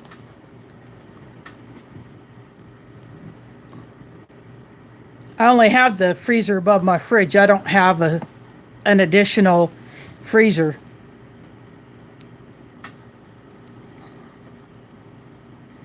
And I don't know if any of the floor in this apartment could take the weight of that freezer. I don't know, but anyway.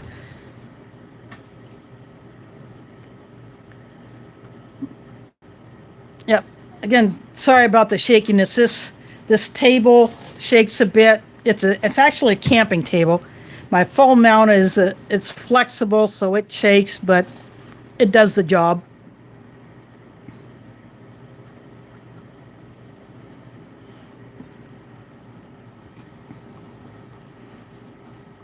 But anyway, this thing gave Sean an idea, and he didn't buy one like mine, but he has one at the Ration Museum office that he has been using for the scanning, and it has worked out so much better. It's easy to position it, and it's a lot steadier version, a lot steadier model than this one. And I think it has a longer reach than this one that I've had probably I think maybe almost 10 years. Maybe 9 or 10 years I've had this thing.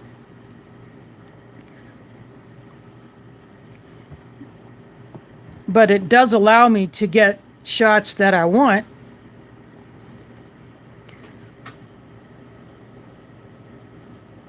I have not had Whataburger.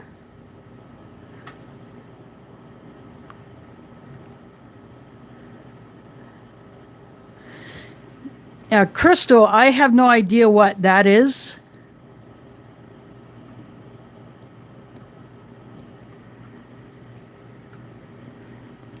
That's something that I'm not aware of here in Iowa. Now this green tray, I'll just bring this back. I found this on eBay. There's another reviewer who used to use one of these. I haven't checked to see if he still does videos, but his long channel name was Apple Stuff Bushcraft Stuff and Things. He had a tray like this.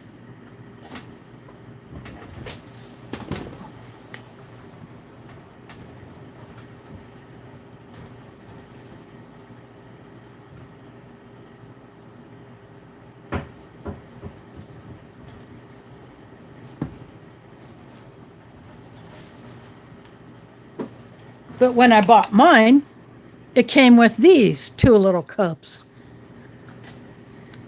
They're the exact same size, that exact same capacity.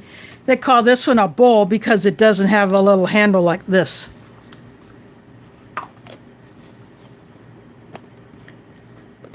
But they're stackable and they would fit.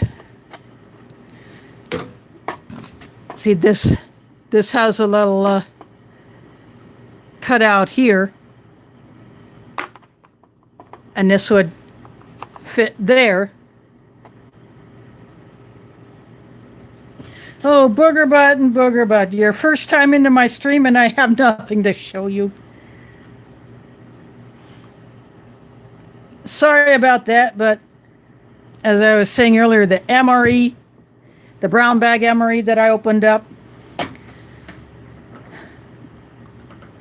that was a hot mess. Unfortunately, the only thing that would be perfectly fine would be the sugar, the salt, and possibly this creamer.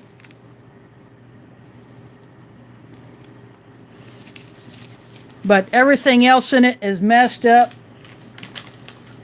It had the charms in it. So, as I said earlier, if you remember Charms as a kid, it had one of those packs, but it was in pretty bad shape. It had melted, leaked out.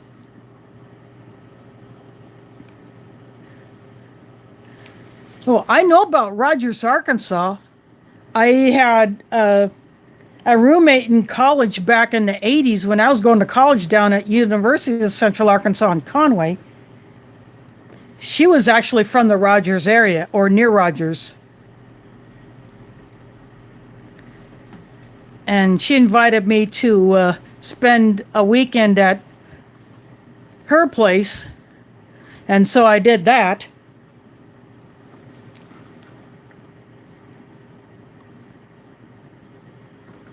So that's the only time I'd ever been to, the Rogers area.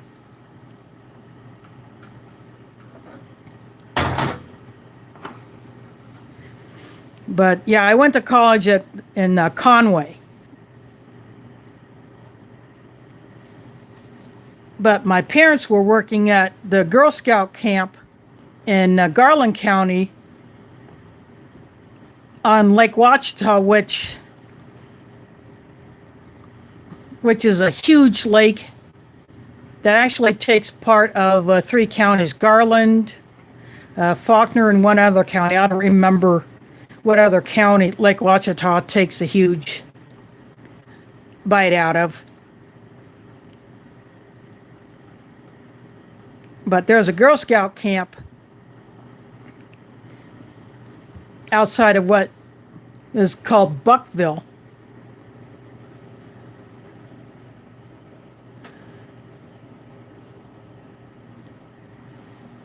And it used to have a post office. But quite a few years ago, the post office, which operated out of the bait shop, closed up. So anyone who needs to go to a post office has to go into a town called Jesseville.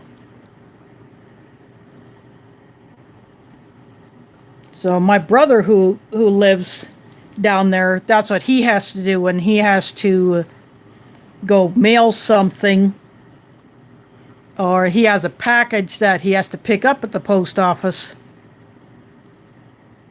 If it couldn't be delivered to his house, which is way out in at the edge of the Ouachita National Forest, he has to go to Jesseville to get it. And he has to go to Jesseville to get cell service because he can't get squat at his place because there are no cell towers and, of course, all the trees. No, Ouachita National Forest is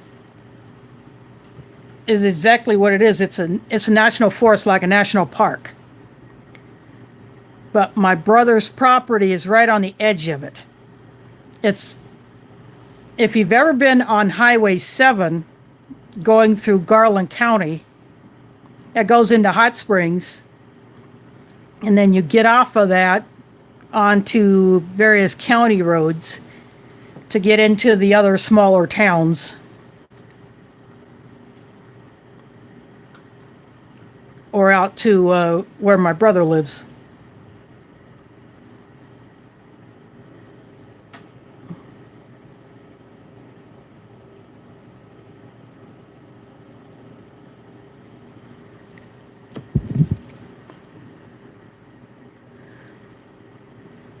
But I really like fishing Lake Ouachita, but I have not been down there since after my, since before my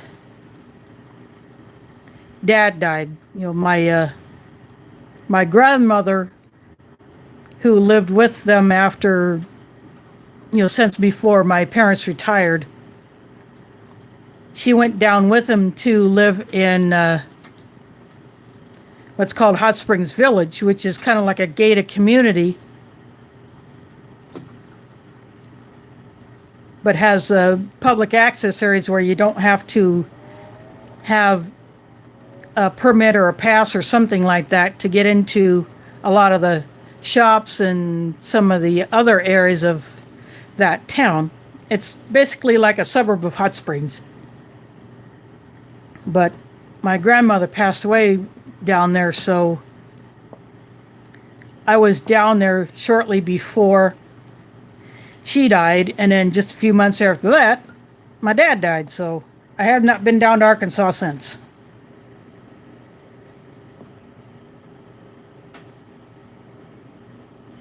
Yeah, Bentonville is actually the headquarters of Walmart. So that's where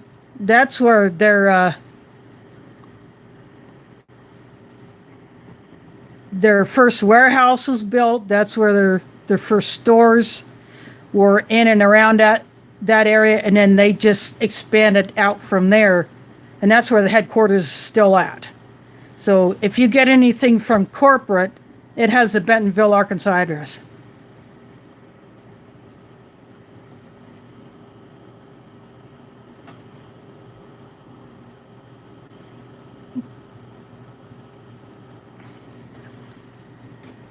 But I haven't been in Walmart for, actually since February, when I was accused of stealing all the stuff even though I had the receipt to prove that I paid for everything.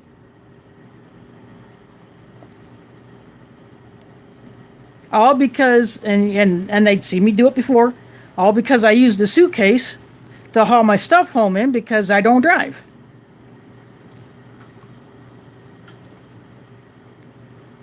And I guess that's a red flag if they see someone coming in with something other than a small shopping bag.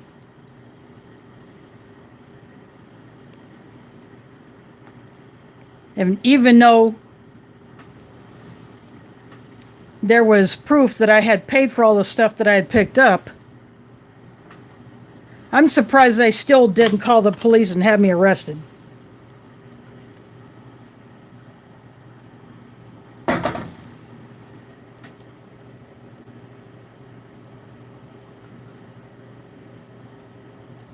Yeah, I have one, but it broke. And I'm not sure how I want to try to fix it. I don't, the rivet that holds the handlebar that goes down to the front wheels and the frame of the side, one of those rivets popped. And that's what caused it to break. I tried using a piece of heavy wire that I bent through that hole. It broke. But now that I think about it, I was looking at carts and I saw one that it's called a stair climber, because the back wheels are actually 3 little wheels. When you look at it, it looks like a fidget spinner.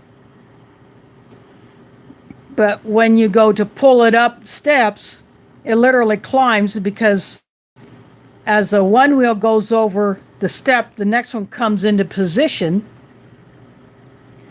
to land on the step, and then the next wheel will catch the step as you pull up. And it looks like it's a sturdier built cart, and yet you can still fold it up.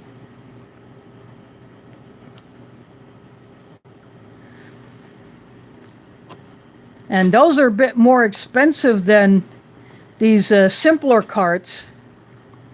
But of course, I used the heck out of this thing because, I pull it to and from bus stops. When you don't drive, you have to do something totally different.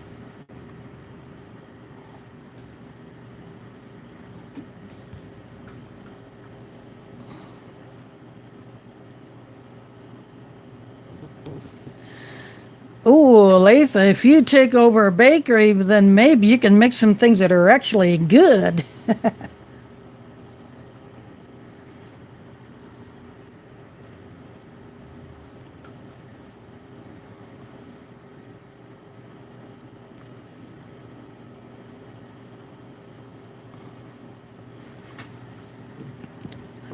But, yeah, I may actually invest in one of those, because it looks like it would be more sturdy than this other one that I have.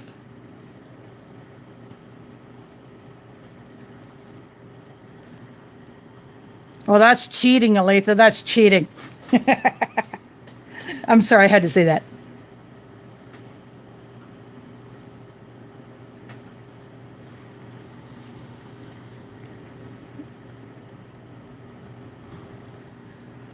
Sorry about the shakiness. I bumped the table and my phone mount just bumps.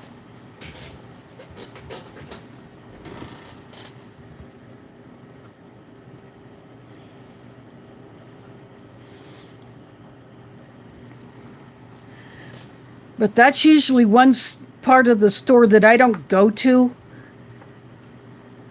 because of the way I pack stuff when I go to take it to the bus stop. I am playing Tetris with all the items that I put in to the bag or whatever I'm using to carry stuff. And I've taken my suitcase into a Walmart before. I'm telling the door person, that, she sees a receipt. Sure, he sees a receipt, and I say, I'm just going to go right here and play Tetris, Tetris pack. That's what I call it. Oh, we have an Amish family that sells stuff at the farmer's market, and the farmer's market will be opening up again, on May 1st, which is a Saturday. So last year they tried what they call a drive-through, but I don't know how you would do that if you don't drive, so I just didn't even bother. And it was extremely limited. But now you can walk up to the vendors, which will be spaced a lot farther apart than they have been in the past.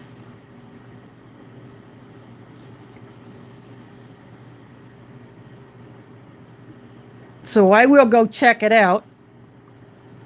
And I may even shoot a little video.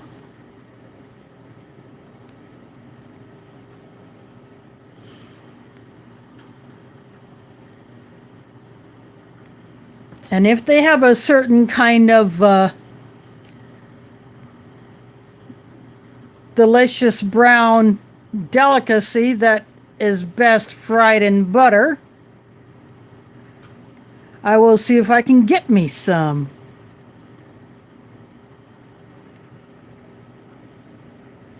And you might know what I'm talking about when I mean that little brown delicacy best fried in butter.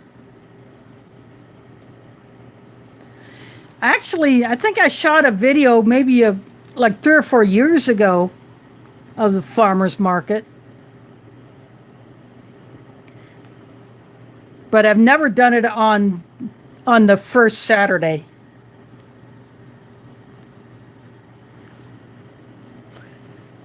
Well, you're almost there, Pete. You're almost there.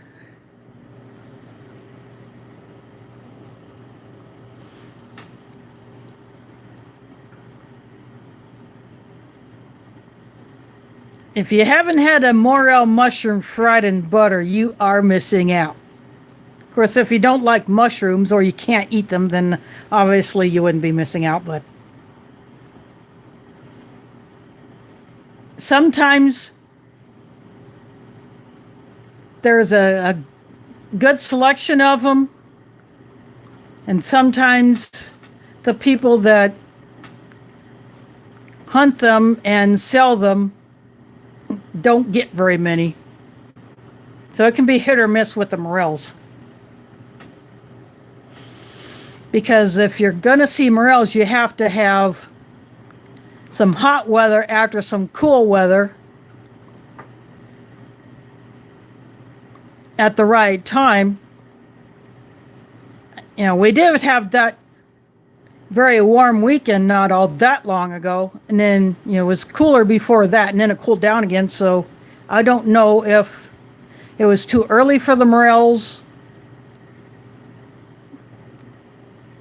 to start growing or what. I guess I'll find out. But the early season veggies and fruits will be available, and as time goes on, more stuff will be available. With those that do their stuff in greenhouses, they get a jump on things.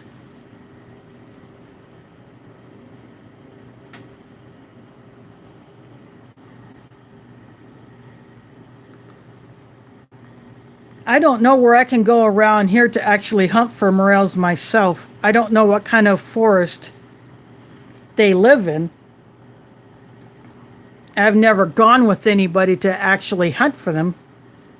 Of course, I wouldn't want to know anyone's secret spot.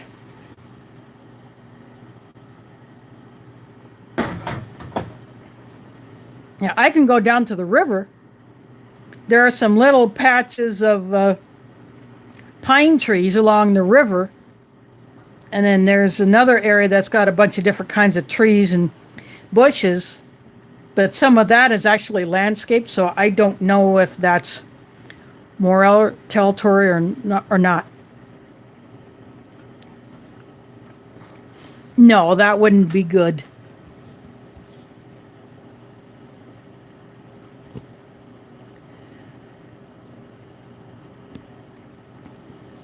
Oh, you get more than a morel out of that, Pete.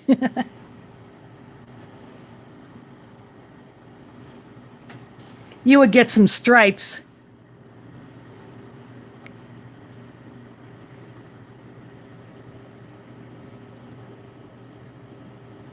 Well, there you go. You got prime territory, so don't give away your secret spot.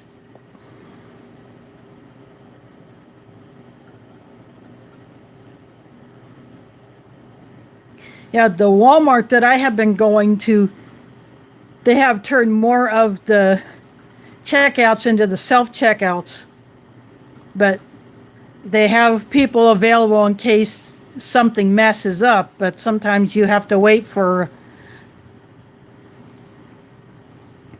one of them to come over. And of course, self checkouts are very hard for disabled people to use.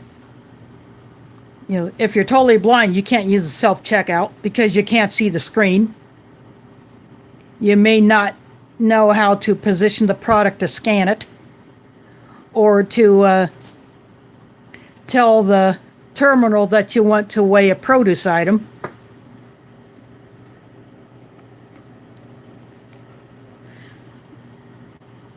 But the Hy-Vee store that I was at yesterday, they have self-checkouts. But I had to call someone over because I wasn't sure how to handle the bananas. Because I wasn't sure if I could scan the sticker that was on one of the bananas or not. So he tapped on the screen and called up something, and then I could just put the banana on the scanner plate, and it has a scale in it, so it'll give the weight of the bananas. So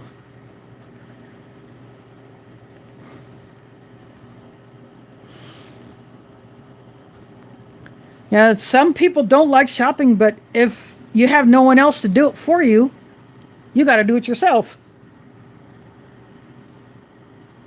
Unless you want to pay for a shopping service, or you do that, you order online and you either go to the store to pick up or you have it delivered and hope that you get everything that you had requested.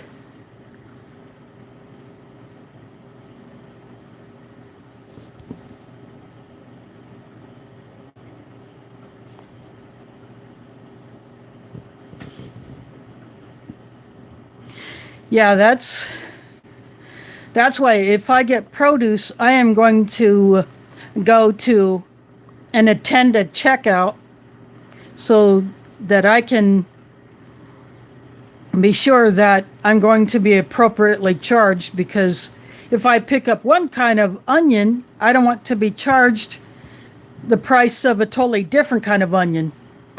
You know, same with an apple or a potato, you know. I don't want to be charged the price of Fuji if I picked up Granny Smith.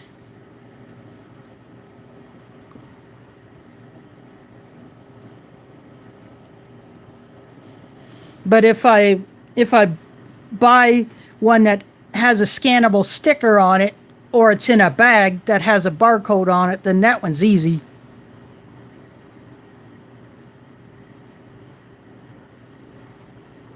Or I just go to a smaller store, or like an ethnic store that doesn't have those self-checkouts, and they will handle it according to their procedure, how they got their system set up. When I was in Hell Groceries, I could get potatoes there if I wanted. I could get onions. I could get limes. That store does not have much for fresh produce because it's a very small store, but I can get frozen if I wanted. But if I go to a store like Jung's or Oriental Food Store or La Tapatia, which is one of the, Oriental Food Store and Jung's were where I went last month, but I did that ethnic store grocery haul. I didn't go to Jung's though. I want to go back there so bad. I really enjoy that store. I've gotten to know the people there, and I used to buy stuff for the mosque. They're like the really large foil pans. because they would give me a discount if I bought a large quantity of them. And so I did. And I bought those plastic round containers that you go to stores that might sell spices in them. I could get a discount on a big pack of those.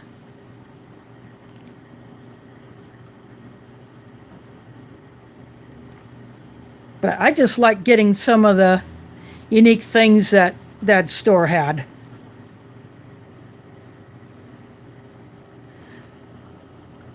"2001? I don't think there's 2001 people in here."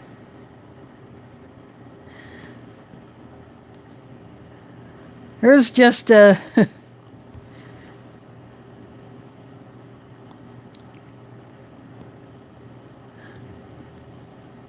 Or you meaning 2000 in some place?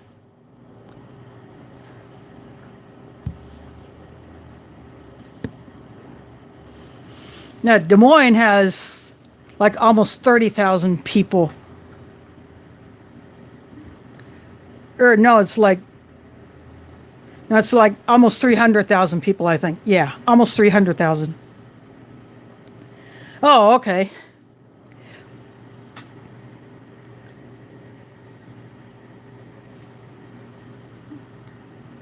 Yeah, the whole Des Moines metro area, including the suburb, is like well over 500,000, and Des Moines is almost 300,000 itself.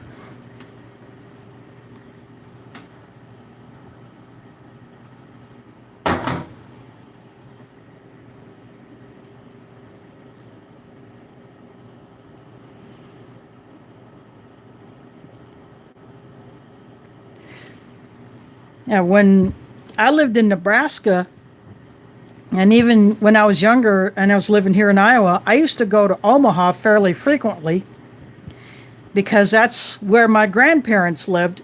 Both sides, my maternal and paternal grandparents lived there, so I used to go there fairly frequently with my family to visit them. And there's a Chicago, speaking of cities. Thanks for dropping in. Sorry I have nothing to show on the tray because I couldn't eat the food. It was too far gone. It was toast. But catch it on the replay. You'll see what I had to look at least. But I had a backup plan, and plus I ate a huge meal earlier this afternoon at my great niece's birthday party. So I probably wouldn't have wanted to eat a whole lot anyway out of this brown bag. So it's a good thing I chose it instead of something like this or this or one of the other items that I have in my ration box, which I'll be adding to tomorrow, because another one of these is being delivered.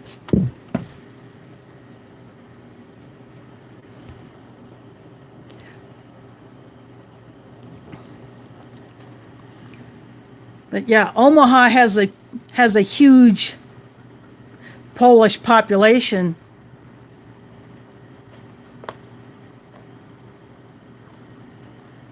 And so a lot of the stuff that my grandmother on my mom's side would come from some of the Polish shops, especially the sausage, the deli type places where you can get the different sausages and the different kielbasas and bigos and kishkas and a lot of stuff like that.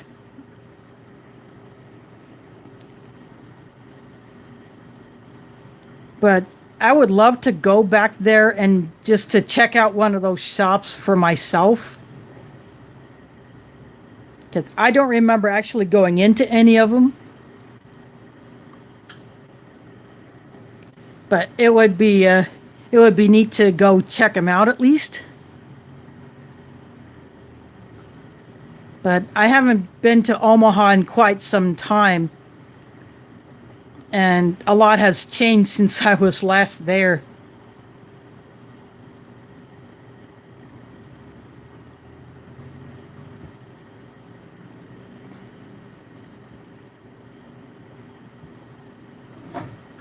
But I was actually born in that city.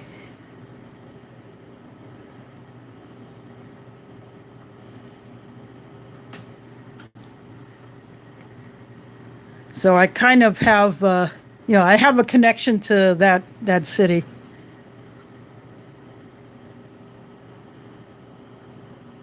Oh, speaking of Dutch things, Pella, Iowa is having its tulip time next month.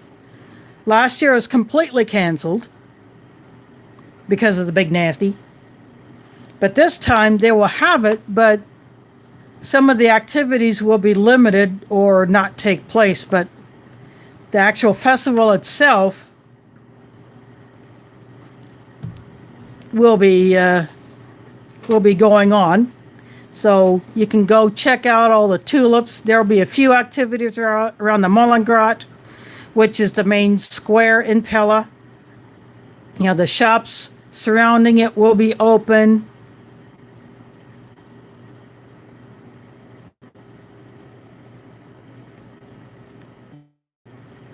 Yeah, so if you really like tulips and you want to go to a Dutch festival, then check out Tulip Time in Pella, Iowa.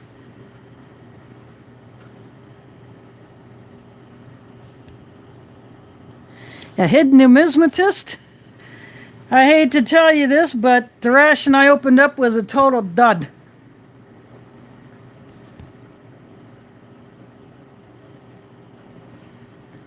Yeah, sorry to have nothing on the tray to show you. Well, it was a brown bag from 1995. It was not stored very well. The chicken breast was a piece of rubber. Plus, when I took the pouch out of the water, it literally, the layers of it came off.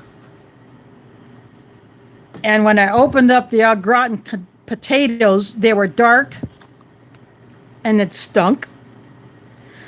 The crackers were oily and they felt soft and they stunk. The coffee, the Red Pack Taster's Choice, it was gray. Couldn't drink it.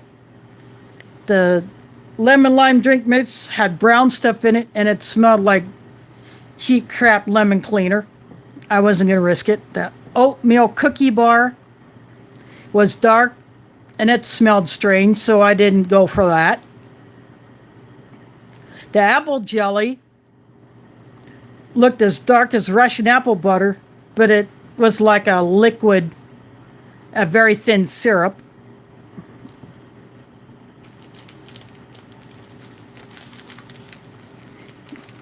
And the cocoa mix smelled strange, so I wasn't going to risk that. I knew it was going to taste bad. And this is what the flameless ration heater looks like. Well, this stuff should be inside this cardboard, but with these holes, it's going to leak out. So there's no way that this thing is going to work, even if you put a ton of salt in it.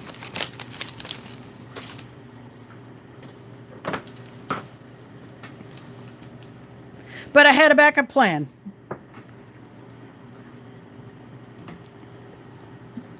So instead of a chicken breast, I ate a Bridgeford barbecue beef sandwich.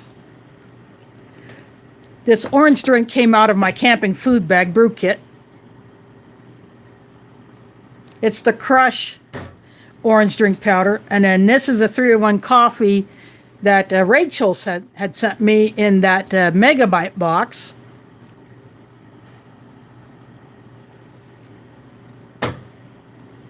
And it's a really good coffee, by the way.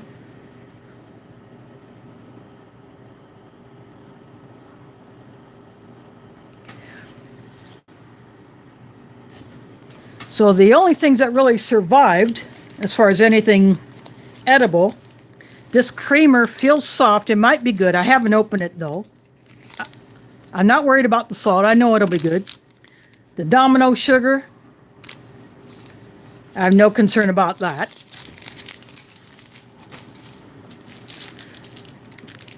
And the gum looks like it has aged.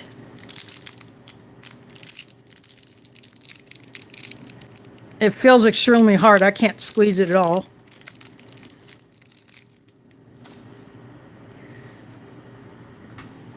But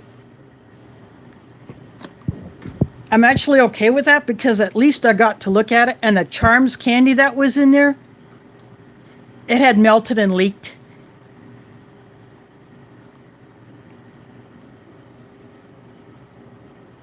That's why I didn't eat any of it. You know, when I knew, I looked at it, I smelled it.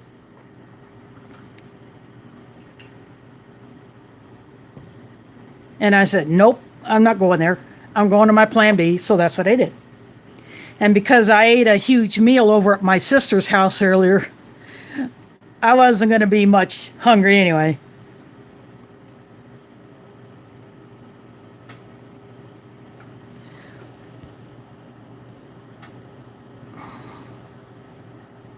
Now, I finished off that can of Cafe Bustelo that I bought last month.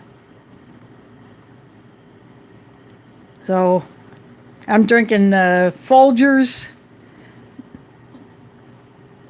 And then when I finish that off, I'm going to open up that bag of coffee that I bought yesterday, that Hy-Vee store brand donut shop coffee. So I will try that.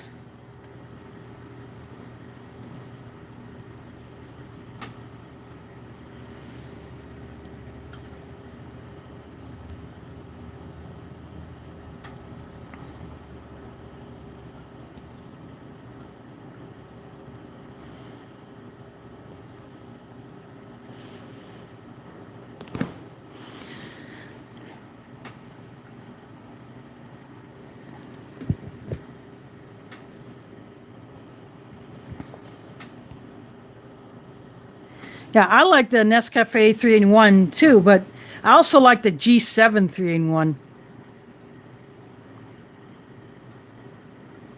Although we didn't get into it, I took a whole bag of those packets to the Country Prepper Memorial Camp last month, but we had fresh brewed coffee done on the fire. So I didn't need to get into my 3-in-1. I'll show you.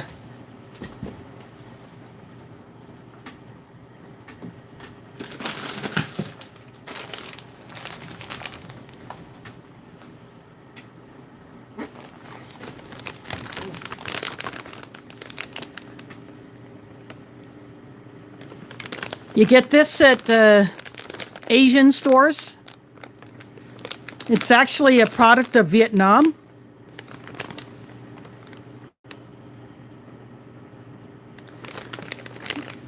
But it is very good coffee. I have not had the G7 that does not have the creamer and sugar already in it. You know, because I drink my coffee like this anyway. I mean, I'll drink it straight if I don't have any creamer and sugar to put in it, but I prefer the creamer and sugar. So when I got introduced to this a few years ago, you know, I just kept buying it. So I got 2 of these bags, both of these unopened.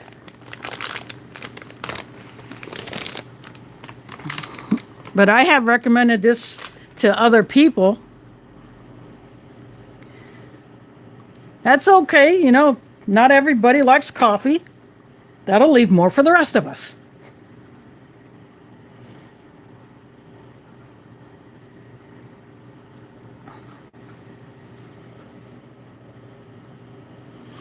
Yeah, I'm still rolling. You're looking at an empty tray because there's nothing to show for it because I couldn't eat any of the ration.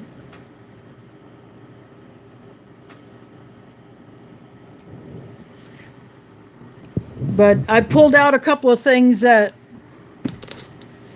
I could be doing one of these next week. Either this golden ticket box.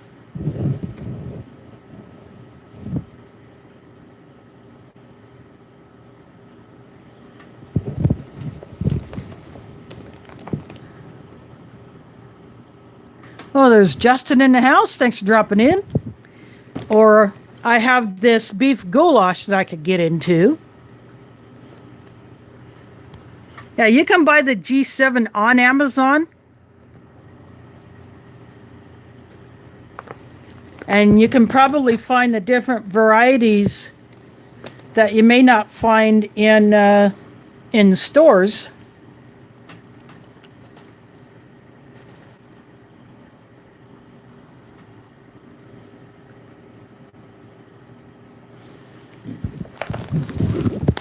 So, yeah, this is their more, looks like a newer pack, or I'm not sure if it's newer pack or an older. It doesn't have the actual Minotaur logo like what you see here.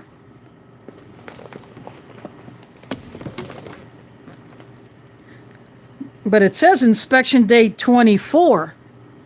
So this may have been done, last year.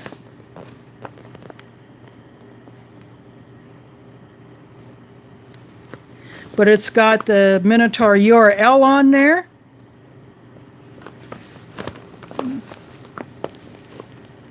It's in the same type of bag that the current production US MREs are in. They just put their label on it.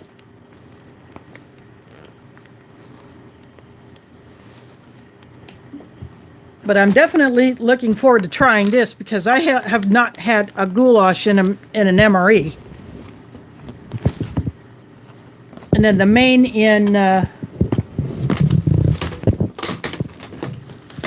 in here, this is the golden ticket box I bought last month.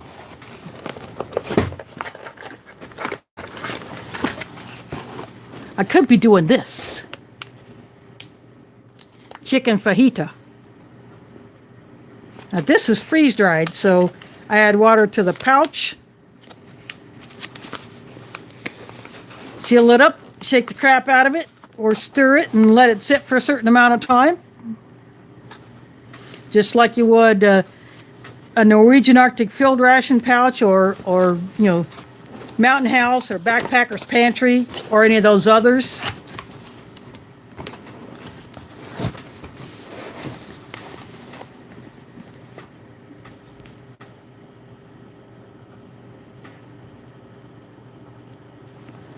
Oh, Battle Creek, if that's in Michigan, Shalisa Shell actually lives in Battle Creek. So she knows that town pretty well.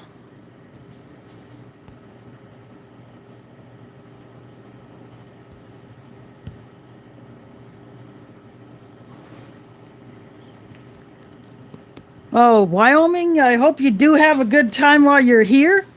And, the CT, the guy, the truck driving ration reviewer from Canada, he sometimes dips down here into Iowa. But lately, since I've been following him, he hasn't come to Des Moines. He's gone to other parts of Iowa.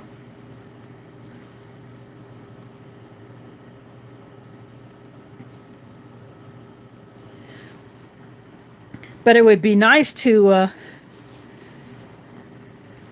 a meetup with him. And, when he meets up with other YouTubers, they get into his truck, they share a pizza and maybe some other stuff and just have a good chat on his channel. And of course, CT will review the pizza that he gets.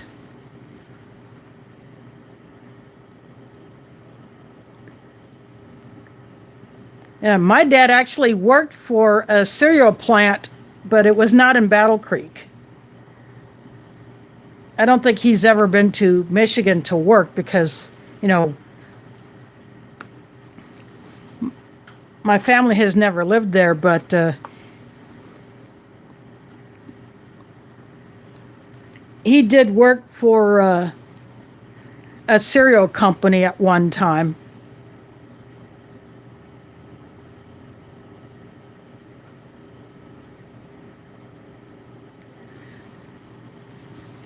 But I don't remember what town that cereal plant was where my dad worked for a brief amount of time because I was very, very young at the time.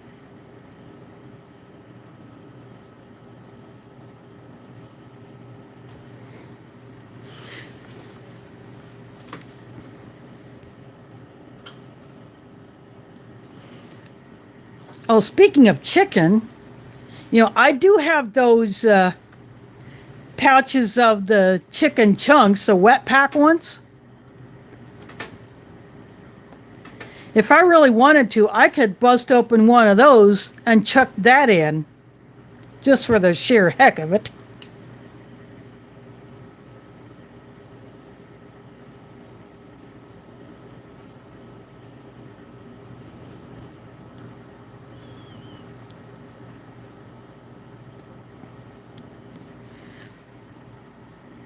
So that could be an option.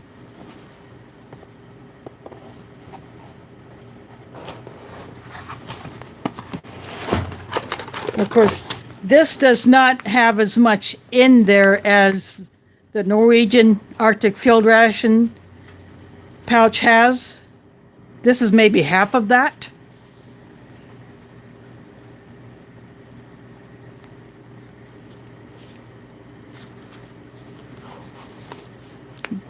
But there's plenty of room if I wanted to chuck some wet pack chicken in there, I could.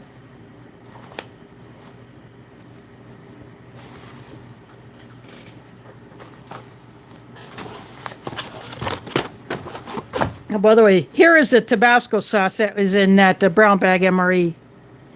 Full bottle, really dark green, tape around the top.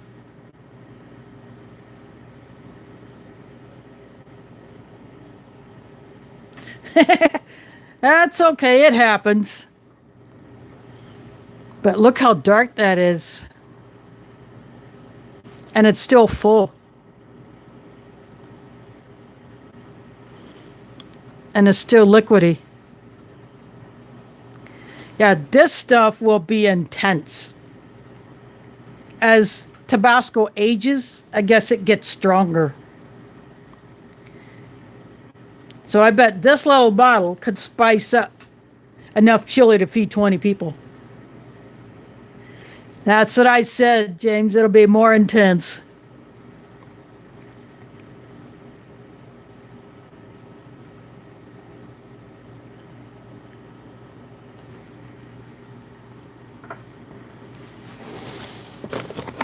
That taco, is that different than this?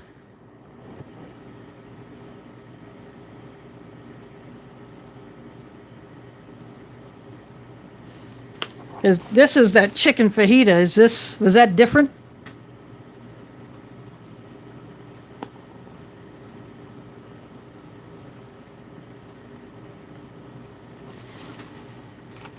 I could throw some other stuff in here.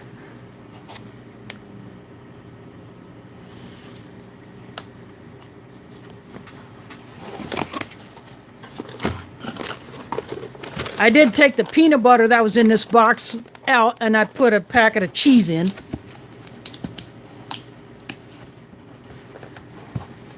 At the time I didn't have one that had the jalapeno cheese spread.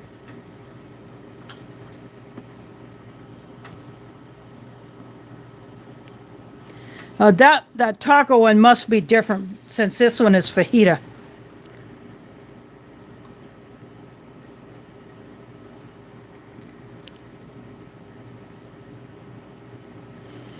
Now I don't go to Burger King or any fast food joint anymore other than Tasty Tacos. I live close to an Arby's. I live close to McDonald's.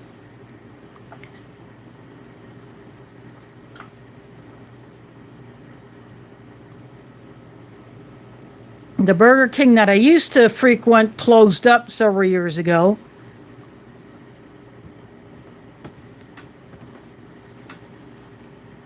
But I pass by a few others when I ride certain buses. And there's a Burger King across from the Walmart that I normally shop at.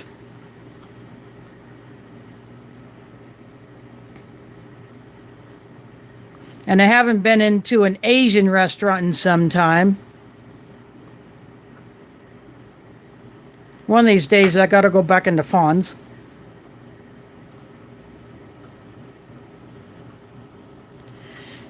Culver's, I've been to a Culver's, that was during the summer. Actually, it was, yeah,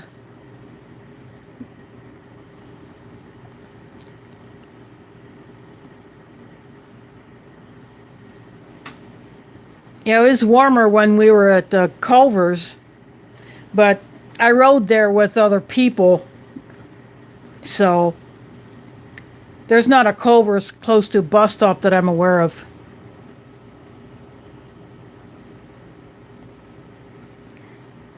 But they had some new flavors of their frozen custard that you could get, so we had those.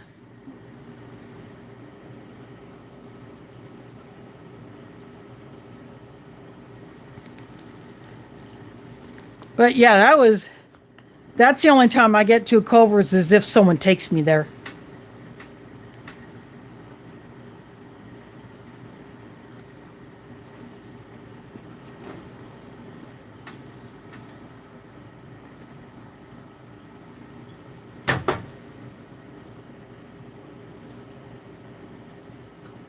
Oh, I do have stone meat. I've either ordered them on Amazon or I bought it at Walmart.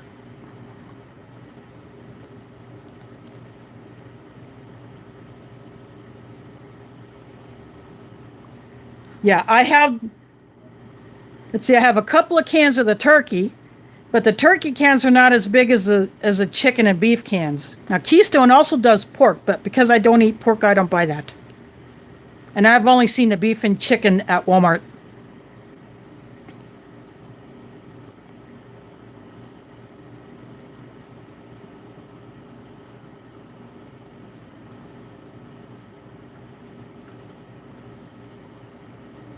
Well, Pete, if they had a storefront, you could just go there and buy it right there.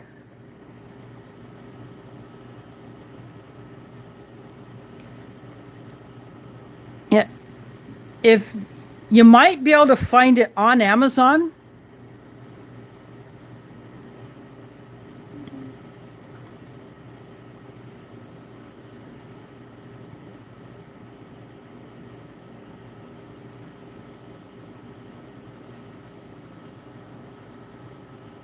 So that would be my suggestion if you went to Keystone Pork.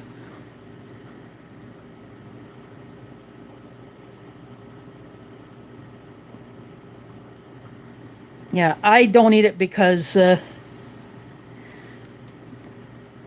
Muslims like do not eat it for religious reasons. Oh crap. Sorry about that. I got interrupted.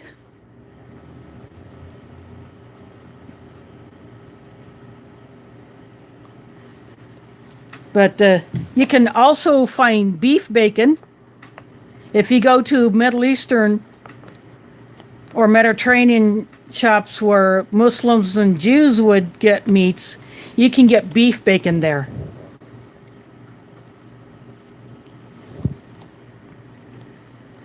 And yesterday when I was at Hy-Vee, I saw turkey bacon made by a company called God Shells.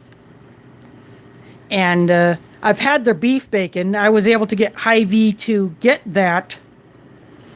But if they do a special order like that,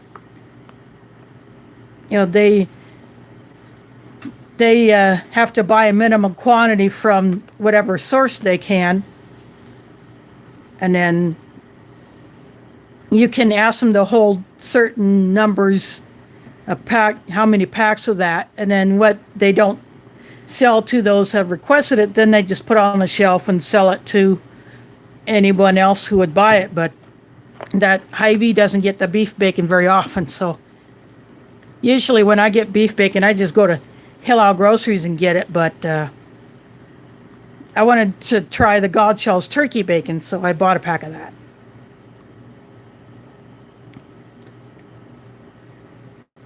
If you, to some people it might taste weird, but to those who I've shared it with,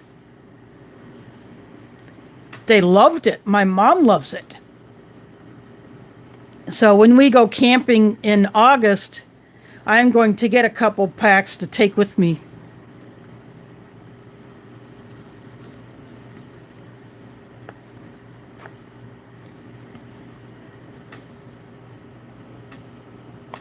No, it's not really jerky. It's processed just like pork bacon is. You know, it would be like fat back, but from the cow.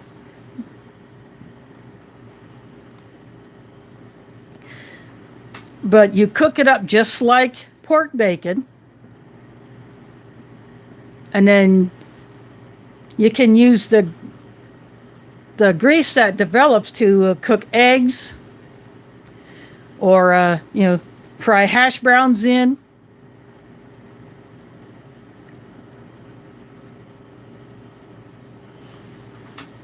But I've had the beef bacon made by MRE, which is a company based in Cedar Rapids, Iowa. I've had some by a company called Dean, D-E-N. And then I've had the God Shells beef bacon that I got from Hy-Vee. And then I've had another beef bacon that I got from Hillel, but I can't remember the brand of it, but I've had the Dean and the MRE that I've gotten there, plus that other one.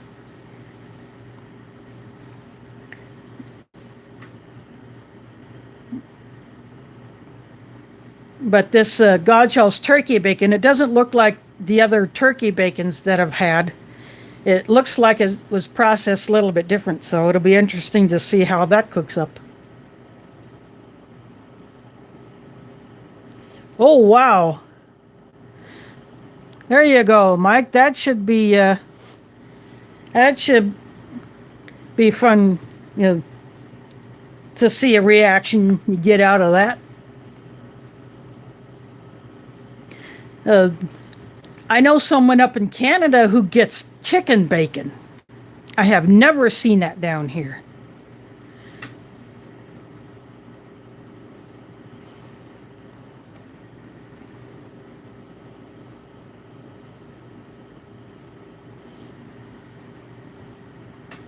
So I guess they just take chicken fat and treat it in some way to make strips that it would just fry up like bacon. So when Wyoming gets that package, there better be a video. I think might want to see a reaction to all the goodies.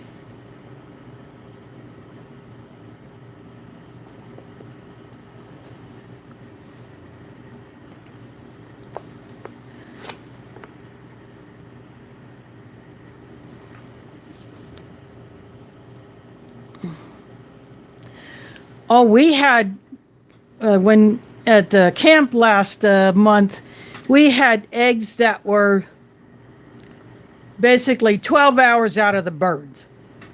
That's how fresh those eggs were. There, because we got there on Friday afternoon.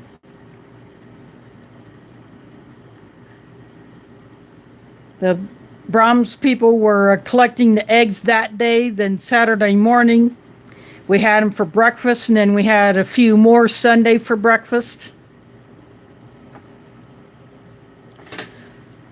Oh, yeah.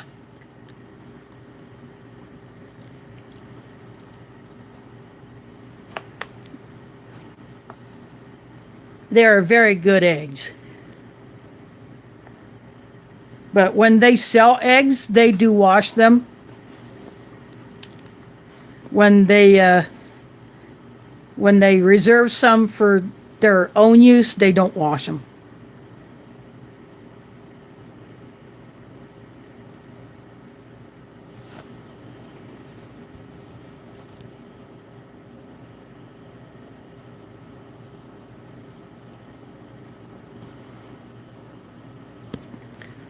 Well, that's good, because the more people that can raise bees, it'll be better for people who have gardens or just for plants in general.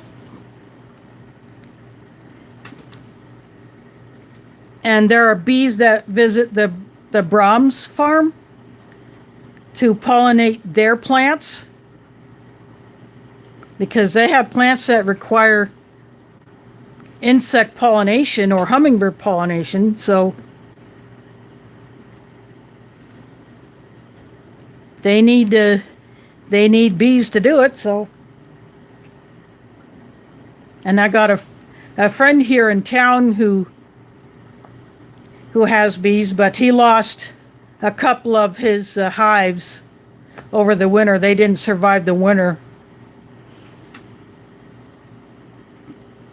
But he didn't lose all of his bees, so he has one group that is extremely hardy.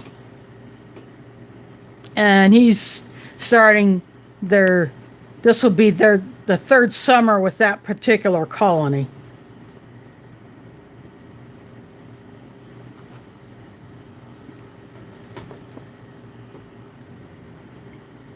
And he also has a few chickens. And I save all of my egg cartons whenever I get eggs. And now that I have a whole garbage bag full of the egg cartons, I think I'm going to post on Facebook for, if someone needs egg cartons for their chickens, since their hens will be starting to lay more.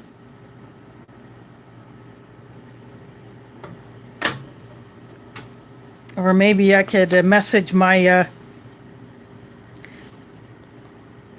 beekeeping friend. If I trade him cartons, maybe I could have a jar of his honey.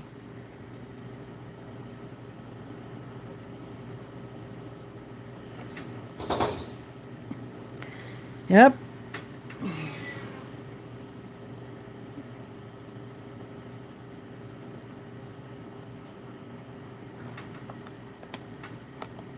That's a lot of eggs, so you would need a lot of egg cartons, or you use those big 3 dozen flats.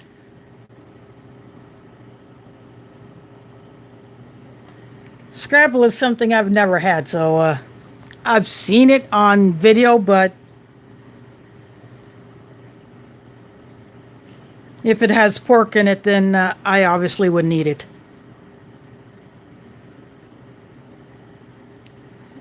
But if other meats can be substituted, yeah, I would probably eat it, because I'm into trying different things. Yeah, well, there's also turkey spam. I have a couple cans of turkey spam, and I looked on the ingredients. It has no pork in it. And I also have the halal versions that are made from turkey, chicken, and beef, that are from the Ziyad company, and I bought those at Halal Groceries. I also have a Zawad brand that's made from chicken that I also got at Halal. And I've also seen those at Walmart.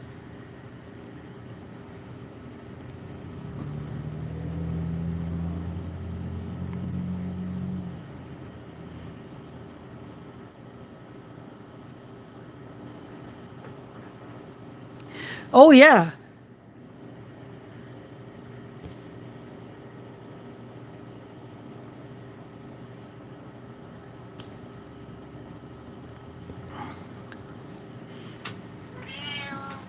My cat just meowed. Mila. There's Mila.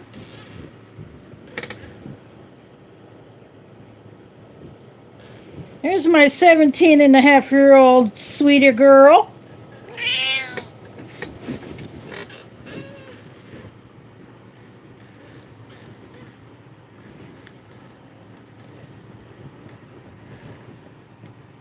She's just licking herself. Gonna say anything else, Mila? She has that little black dot on the back of her neck. When she turns the other way. Come here, Mila. Come here, kitty. See, that black dot, that's just a black patch of skin, and then the hair that grows out of it is black.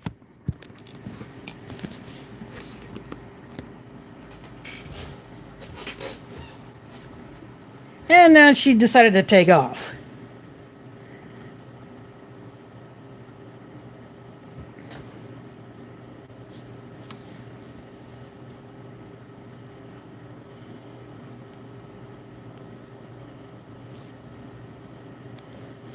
Now, I got her when she was 5 weeks old.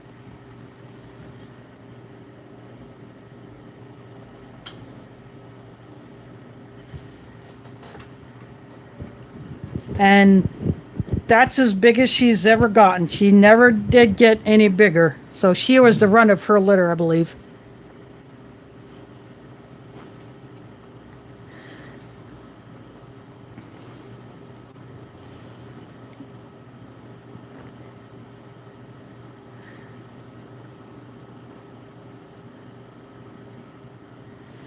Yeah, this is the golden ticket mystery ration.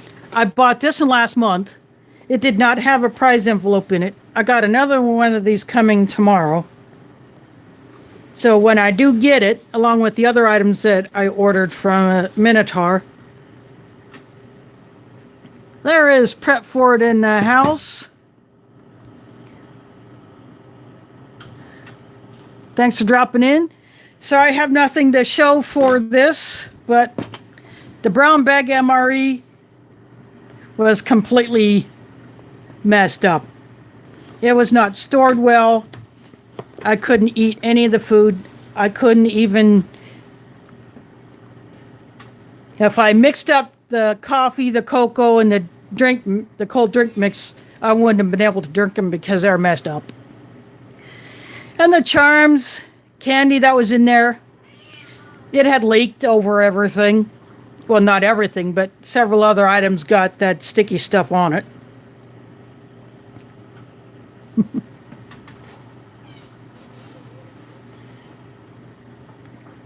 But it was cool to see that pack of charms because it brought back memories of my childhood because I ate those quite a bit.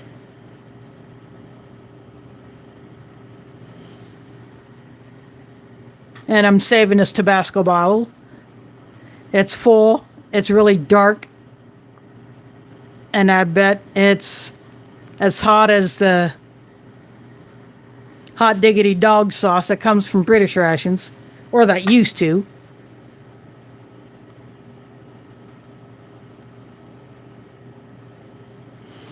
Yeah, most of the time when I'm doing my streams, Mila is sleeping like a lazy cat, either on my bed or in one of her cubes.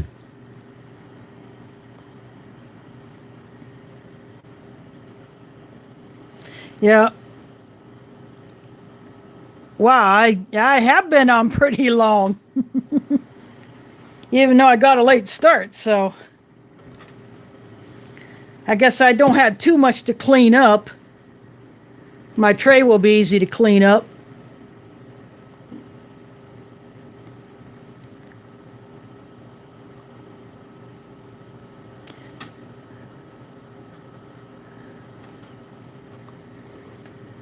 Well, that's a pretty That's a pretty good age for a dog. Some do live longer.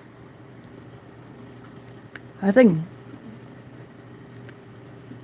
Bitty Boo's dog Blue, I think, if I remember right, he was 17.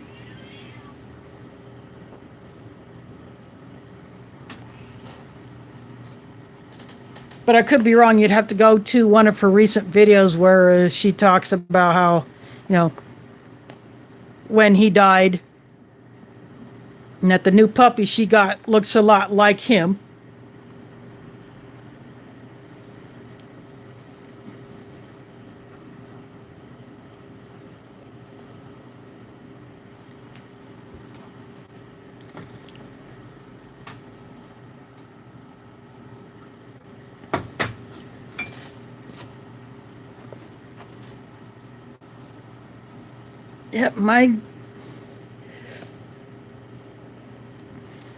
Yeah, I had a neighbor in this building who had a dog, a little purebred pom, and he would bark every time I would either come into the hall or I come out of my apartment, and if he was awake, he would bark. So he was like an alarm for his human. Yeah, that's what I've heard. They're especially the really huge dogs like the Danes, Irish Wolfhounds. But my power bank is about dead, so my phone is losing. I think my power bank is dead, so my phone is about low on juice. So I'm going to have to call this one good because I'm about to run out of juice. So, anyway, I do thank you all for watching, and I do thank all those who dropped the super chats earlier. Much appreciated. So I will post up when at one time I'll go live during Ramadan. And again, thanks for watching. Catch you on the flip side.